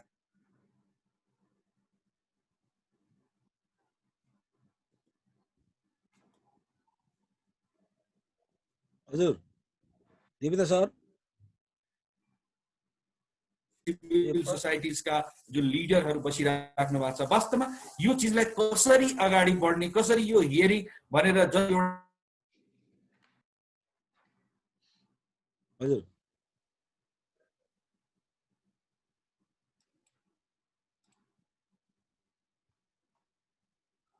Devita sir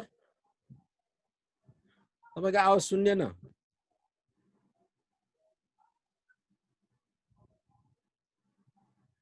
Dipendra sir disconnect हुनुभयो जस्तो छ प्रविधिको कारणले। रामेश्वर सर फेरि आउनुभयो, अघि देखेको थिएँ। रामेश्वर नेपाल सर, धन्यवाद कुमार सर, सबैजनालाई नमस्कार। प्लिज छोटोमा आफ्नो यो आप्रवासी अन्तर्राष्ट्रिय आप्रवासी दिवसको उपलक्ष्यमा र अहिले वर्कको हेरिङको सन्दर्भमा दिपेन्द्र सरले उठाउनु भएको विषयमा तपाईँको अलिकति आफ्नो ओपिनियन राखिदिनु न प्लिज। हजुर हस्, धन्यवाद। म अत्यन्तै संक्षिप्त राख्ने प्रयत्न गर्नेछु। सुनेको छ नि? गर्नुभयो, राम्रो हुन्थ्यो सर। यो टिभीमा पनि जाने भएको ल ठिक। हजुर भिडियो अन नै छ। ए हस्, सुनेको। हजुर हस्, धन्यवाद। सर्वप्रथम त यो खासमा चाहिँ यो मनाउने विषय जस्तो पनि मलाई चाहिँ कता कता लाग्दैन, किनभने यो अन्तर्राष्ट्रिय आप्रवासनको जो कुराहरू गर्छौँ अथवा आप्रवासनको जो विषयको कुरा गर्छौँ, यो आप्रवासी श्रमिकहरूको कुरा, यो उत्साहको विषय नै कहाँ रहेर यो दुःख र दर्दको विषय रह्यो। र पनि यो अन्तर्राष्ट्रिय दिवसको सन्दर्भमा यो विषयलाई चर्चामा लिएर आउनु, बहस गर्नु र यो निरन्तरतालाई नछोड्नु पनि एउटा महत्त्वको विषय चाहिँ पक्कै हुन्छ। पौरखीले यो प्रयत्न जो गर्यो, म पौरखीलाई हार्दिक आभार व्यक्त गर्न चाहन्छु।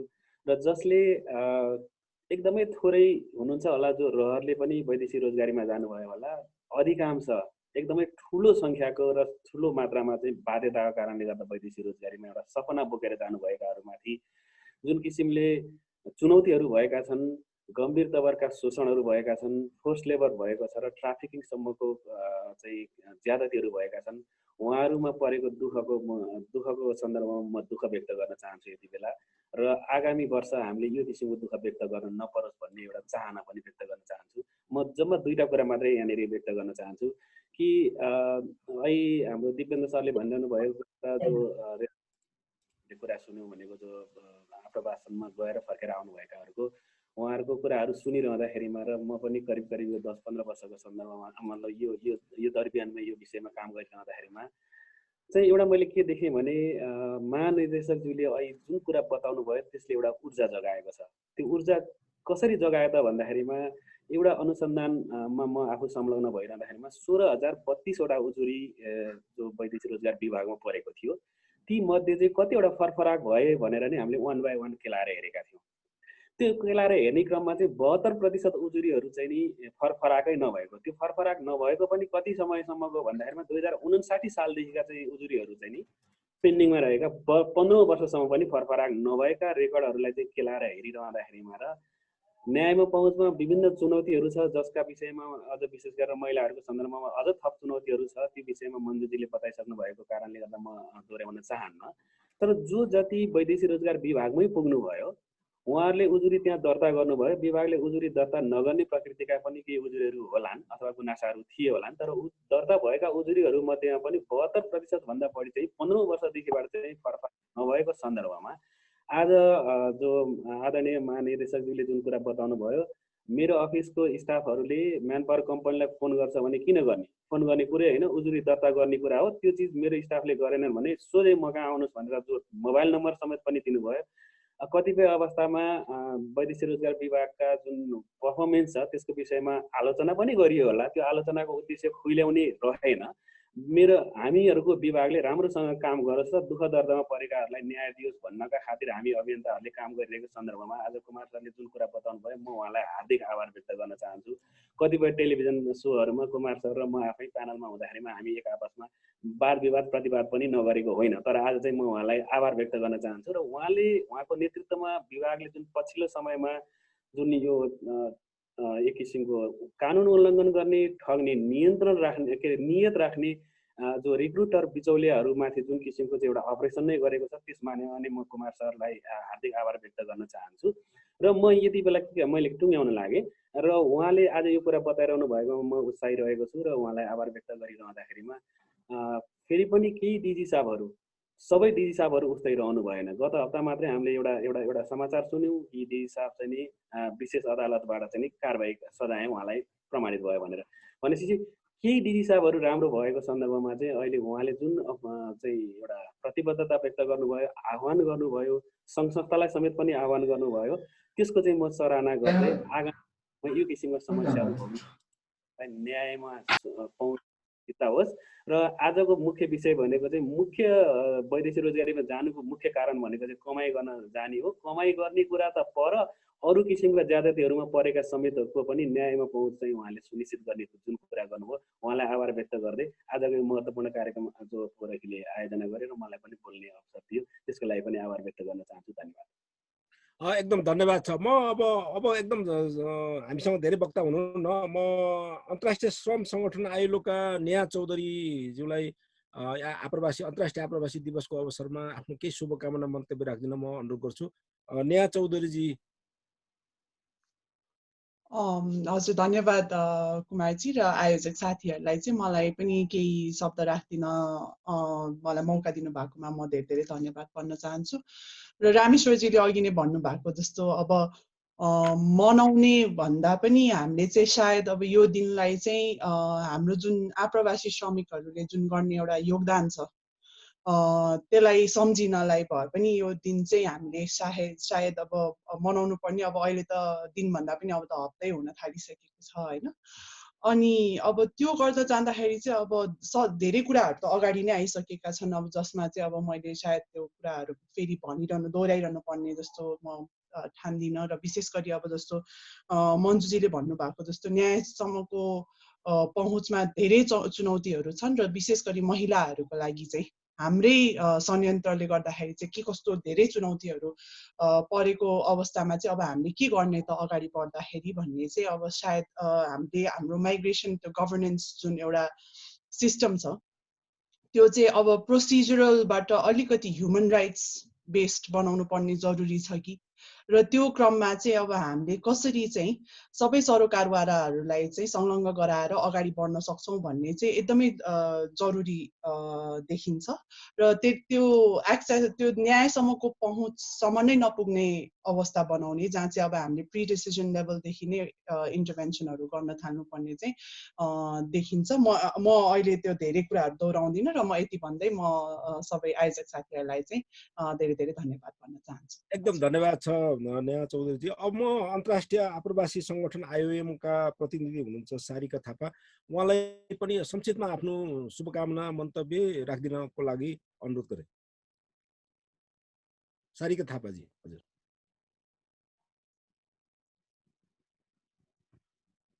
हजुर सारिकाजी हुनुहुन्न कि? सारिकाजी हुनुहुन्न? सारिकाजी हुनुहुन्न भने हुनुहुन्थ्यो अघि जस्तो, अघि त हुनुहुन्थ्यो है, अहिले हुनुहुन्न भने म सुरक्षित आप्रवासनको लागि राष्ट्रिय सञ्जालका अध्यक्ष अशोक राणाको थियो कि सर, पत्रकार साथीहरुको के जिज्ञासा थियो कि? पत्रकार साथीहरूले बुझिसक्नु भयो होला। राष्ट्रिय सञ्जालका अध्यक्ष अशोक राणाजीले सम्बोधन गर्नुहुनेछ अनि त्यसपछि मन्जु म्यामले गर्नुहुनेछ अनि कार्यक्रम करिब करिब त्यसपछि अन्त्य हुनेछ। ठिकै हामी ठिक टाइममा छौँ, 5-10 मिनट तलमाथि भएछ। अशोक राणाजी। धन्यवाद कुमारजी। आजले यस कार्यक्रमका छलफल कार्यक्रमका अध्यक्षज्यू र यहाँ उपस्थित हुनुभएका आइएलओ, आइयुएम लगायतका प्रतिनिधिज्यूहरू, यस्तै गरी पत्रकारज्यूहरू, यस्तै गरी अन्य सामाजिक संस्थाका प्रतिनिधिज्यूहरू, आज हामी वैदेशिक रोजगारको विषयमा यो अहिले आएर जेलाको विषयमा ठगीहरू भइरहेको भनेर अहिले कुरा उठे तापनि यो विगतको लामो समयदेखि नै अलिकति यो ओझेलमा परेको हो जस्तो लाग्छ मलाई। विगतमा लामो समयदेखि जेलामा भनेको जति जेला नपाएर विभिन्न ठाउँमा कुराहरू उठाइरहनु भएको थियो, तर यो अलिकति राम्रोसँग उठाउन सकिरहेका थिएनौँ हामी पनि, र गभर्नमेन्टले पनि त्यति चासोको विषय नराखेको जस्तो मलाई लाग्छ। यो जेलाको विषयमा अहिले आएर नेपालमा मात्र नभइकन विश्वमै एउटा यो ठुलो एउटा चासोको विषय बन्न गएको छ, र यो कोभिडको कारणले पनि होला जस्तो लाग्छ मलाई। यो अलिकति पक्कै पनि यो जेलाको विषय एउटा महत्त्वपूर्ण विषय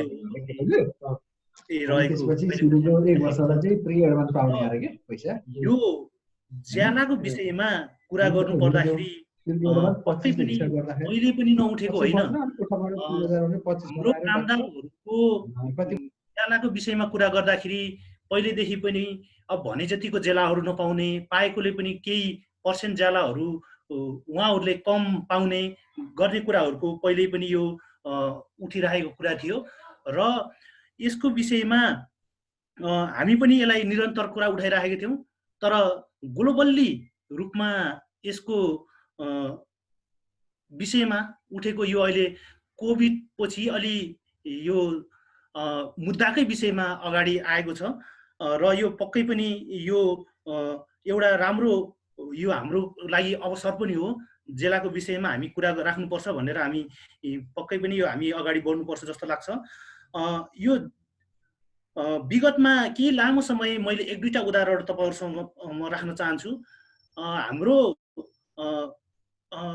केही कामदारहरूले योभन्दा पहिला पनि ज्याला हाम्रो जानुभन्दा पहिला उहाँहरूले 1-2टा मैले एक्जाम्पल के दिन खोजेँ भने तपाईहरु यो ज्यालाको विषयमा कुरा गर्दाखेरि एउटा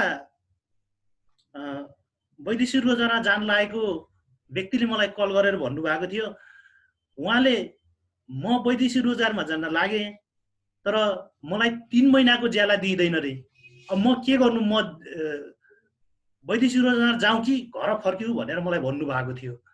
अब उहाँ एउटा वैदेशिक रोजगारमा जानको लागि भनेर घरबाट झोला बोकेर टिका लगाएर आइसक्नु भएको छ।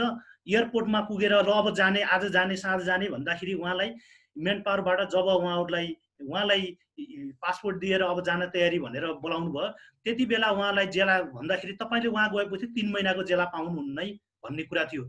यसले गर्दाखेरि मलाई के लाग्छ भने हाम्रो यो कुरा नउठेको होइन, पहिलेदेखि पनि उठिराखेको थियो, तर हामीले अलिकति हामीले उठाउन नसकेको जस्तो लाग्छ।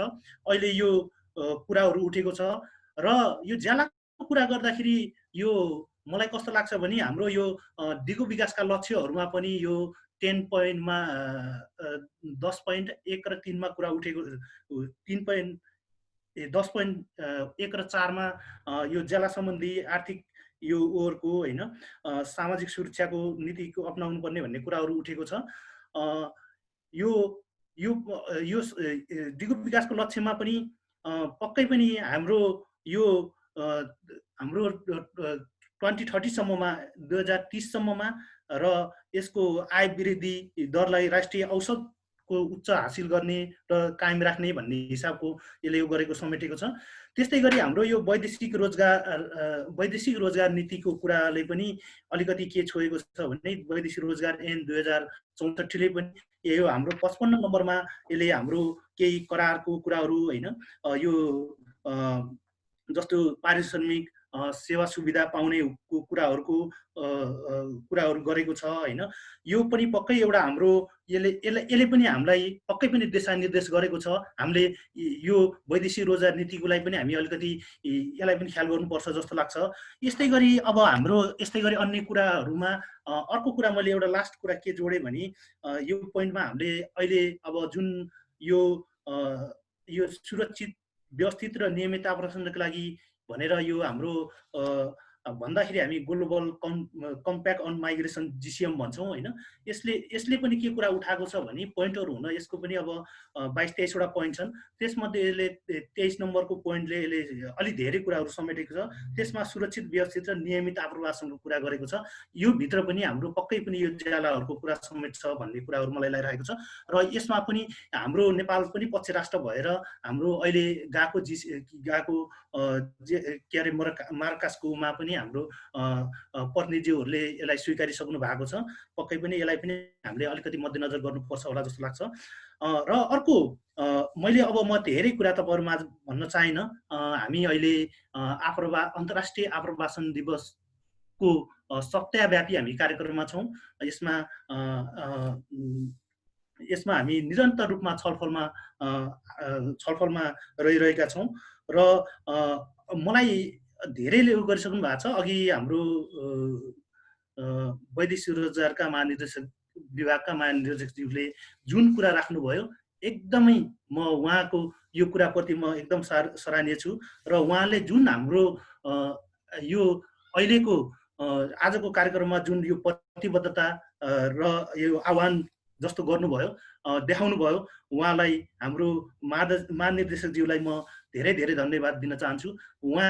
मलाई कस्तो लाग्छ भने अब गभर्नमेन्टको हैसियतको हिसाबले उहाँले नै बोल्नु एकदम राम्रो कुरा हो र बोलिदिनु भयो। र पक्कै पनि आगामी दिनमा उहाँको साथमा सहयोगमा हामी सँगसँगै अगाडि बढ्नेछौँ। हामी बढ्दाखेरि पनि पक्कै पनि हामी वैदेशिक रोजगारका जेला लगायत सम्पूर्ण मुद्दाहरूमा लिएर अगाडि बढ्नेछौँ। र अन्त्यमा म के भन्न चाहे भने सम्पूर्ण स्वदेश तथा विदेशमा रहनुभएका कामदारको हित अधिकार सुरक्षा र न्यायका लागि राज्यको उपस्थित र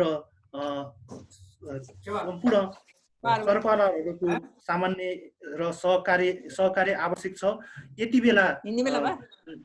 बेला कोभिडको कारणले वैदेशिक रोजगारमा धेरै अवस्था छ। रोजगार गुमाएर फर्किनु परेको छ। उनीहरूलाई एउटा हामी स्वदेशमै रोजगारी र उद्यमको अवसरको सिर्जना गरेर फर्किआएका युवाहरूलाई देशमै एउटा हामी देश निर्माण र विकास कार्य लगायत महत्त्वपूर्ण तथा रचनात्मक काममा लगाई नेपालको समग्र प्रगति गर्न सकियोस् भनी यस अन्तर्राष्ट्रिय आप्रवासी कामदार दिवसको उपलक्ष्य म धेरै धेरै शुभकामना व्यक्त गर्दै मेरो 2 शब्द यही टुङ्ग्याउन चाहन्छु। हस्त धन्यवाद। नमस्ते। हस् धन्यवाद अशोकजी। यहाँले अब हाम्रो पौरखी नेपालकी सल्लाहकार संस्थापक हुनुहुन्छ मन्जु गुरुङ धन्यवाद ज्ञापन गरिदिन म अनुरोध गर्दछु। अनि कन्क्लुड रिमार्क्स पनि राखिदिन अनुरोध गर्दछु। अनि त्यसपछि कार्यक्रम अन्त्यको घोषणा हुनेछ। मन्जुजी। धेरै धेरै धन्यवाद आदरणीय कुमार सर। पौरखी नेपालको उहाँ चाहिँ हाम्रो मिडिया कोअर्डिनेटर र हाम्रो सल्लाहकार पनि हुनुहुन्छ। यहाँको एकदम प्रभावकारी यो सहजीकरणको लागि पनि धन्यवाद ज्ञापन गर्न चाहन्छु। यस कार्यक्रमका सभाध्यक्ष पौरखी नेपालका अध्यक्ष सरिता केसीज्यू र हामीले आमन्त्रण गरेर पाल्नुहुने विभिन्न सङ्घ संस्थाका प्रतिनिधि प्रमुख र आजका प्रमुख अतिथि वैदेशिक रोजगार विभागका डिजी कुमार प्रसाद दाहालज्यू र त्यस्तै गरेर पत्रकार साथीहरू र पौरखी नेपालसँग आबद्ध साथीहरू र आजका प्रमुख वक्ता साथीहरूमा म अभिवादन टक्र्याउन चाहन्छु। र सर्वप्रथम त यहाँहरू यो अहिले जति पनि हामीले कुराहरू गर्यौँ यो सबै प्रतिनिधि कथाहरू मात्रै हुन्। अझ धेरै यस्ता थुप्रै कथाहरू छन्। अघि हाम्रो एडी सरले पनि भनिसक्नुभयो, यो कोभिडको बेलामा पनि यो विगत 7-8 महिनामा मात्रै पनि पौरखी नेपालले लगभग 6,500 भन्दा बढी कामदारहरूलाई सेवा दियौँ, उहाँहरूलाई उद्धार गर्ने कामहरू गर्यौँ वैदेशिक रोजगारमा रहेका कामदारहरूलाई। अहिले यो सन्दर्भ चाहिँ यो आप्रवासन दिवसको सन्दर्भमा श्रम रोजगार तथा सामाजिक सुरक्षा मन्त्रालय र सुरक्षित आप्रवासनका लागि राष्ट्रिय सञ्जालको यो जुन चाहिँ मूल आयोजनामा चाहिँ हामीले यो कार्यक्रम गरेका हौँ।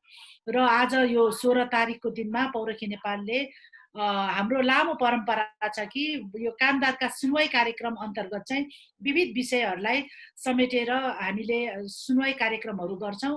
र यो आजको यो यस वर्ष चाहिँ हामीले विशेष गरेर कामदारको पारिश्रमिकसँग सम्बन्धित रहेर विषयवस्तुहरू समेट्ने प्रयत्न गर्यौँ। र यो पारिश्रमिक अथवा वेजको कुरा चाहिँ अहिले पछिल्लो अवस्थामा चाहिँ एकदमै यो एउटा जल्दो बल्दो मुद्दाको रूपमा हामीले उठान गरेका छौँ। यो उठान गर्ने क्रममा चाहिँ संस्थाले राष्ट्रिय रूपमा र संस्थाले चाहिँ विभिन्न अन्य यो रिजनल नेटवर्कहरूसँग आबद्ध भएर पनि यो अभियानमा हामी लागेका छौँ। कामदारको यो एउटा के अरे अधिकार हो र यो अधिकारको चाहिँ हनन हुनु हुँदैन। र अघि आइएलओको प्रतिनिधिज्यूले भन्नुभयो जस्तै गरेर आधारभूत मानव अधिकार अन्तर्गत कामदारको यो तलब पनि पर्ने भएर यसलाई चाहिँ हामीले यसको यो कामदारको मानव अधिकारसँग जोडेर चाहिँ यो अधिकारको स्थापित हुनुपर्दछ भन्ने सन्दर्भमा चाहिँ विषयवस्तु उठान गरेर यसको चाहिँ वकालत गर्ने काम चाहिँ गरेका छौँ हामीले। र आज मलाई चाहिँ यो कार्यक्रममा विशेष गरेर धन्यवाद ज्ञापनको जिम्मेवारी संस्थाले दिएको कारणले गर्दाखेरि म विशेष गरेर आजको प्रमुख अतिथि आदरणीय डिजी सरलाई चाहिँ आफ्नो व्यस्ततम समयको बावजुद पनि हाम्रो निमन्त्रणालाई स्वीकार गरेर आफ्नो समय दिनुभएकोमा उहाँलाई चाहिँ पौरखीको तर्फबाट, आयोजकको तर्फबाट र मूल आयोजकको तर्फबाट आभार व्यक्त गर्दै धन्यवाद ज्ञापन गर्न चाहन्छु। र त्यस्तै गरेर जिफन्ट अनि रामेश्वर सर, आइएलओ, आइओएम र आजका वक्ताहरूलाई पनि म धन्यवाद ज्ञापन गर्न चाहन्छु। र त्यस्तै गरेर यो के अरे कुमार सरलाई पनि एकदम धन्यवाद ज्ञापन गर्न चाहन्छु। र आज आफ्नो व्यस्ततम समयको बावजुद पनि यो कार्यक्रमलाई, यो विषयलाई चाहिँ महत्त्व दिएर सहभागी हुने सम्पूर्णलाई धन्यवाद ज्ञापन गर्न चाहन्छु, पत्रकार साथीहरूलाई। र आज विशेष सहभागिता चाहिँ इन्टरजेनेरेसन वुमेन्स फोरमबाट रिता दी पनि आउनु भएको थियो। उहाँ दिदीलाई पनि उहाँ चाहिँ महिला अधिकार कर्मीको हैसियतले आउनु भएको थियो, उहाँलाई पनि म धन्यवाद ज्ञापन गर्न चाहन्छु। र यो आज यो 2020को आप्रवासन दिवसको उपलक्ष्यमा स्वदेशमा फिर्ती भइसकेका र अहिले पनि वैदेशिक रोजगारको क्रममा काम गरिरहनुभएका कार्यरत र तिनका परिवारहरूमा चाहिँ यो आप्रवासन दिवसको उपलक्ष्यमा शुभकामना व्यक्त गर्न चाहन्छु।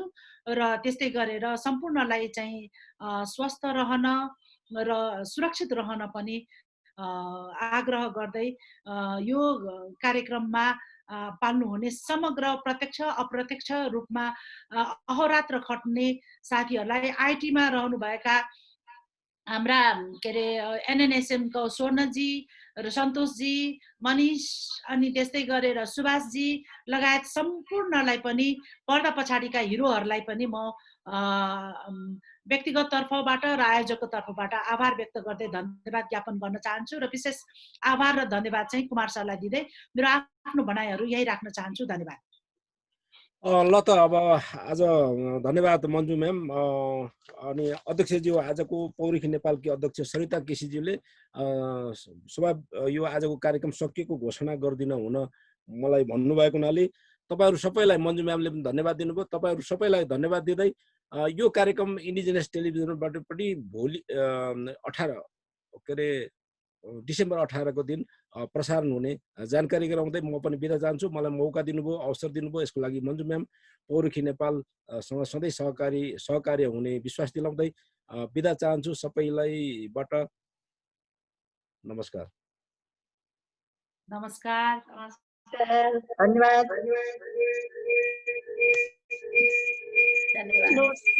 नमस्कार। नमस्कार सबैलाई मेरो पनि म कृष्ण कुमारी वाइबा। नमस्कार। आज्यालो एकदम धेरै धन्यवाद। नमस्कार।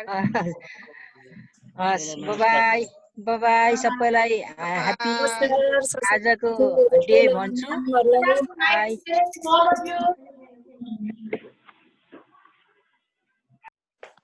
दिनभरि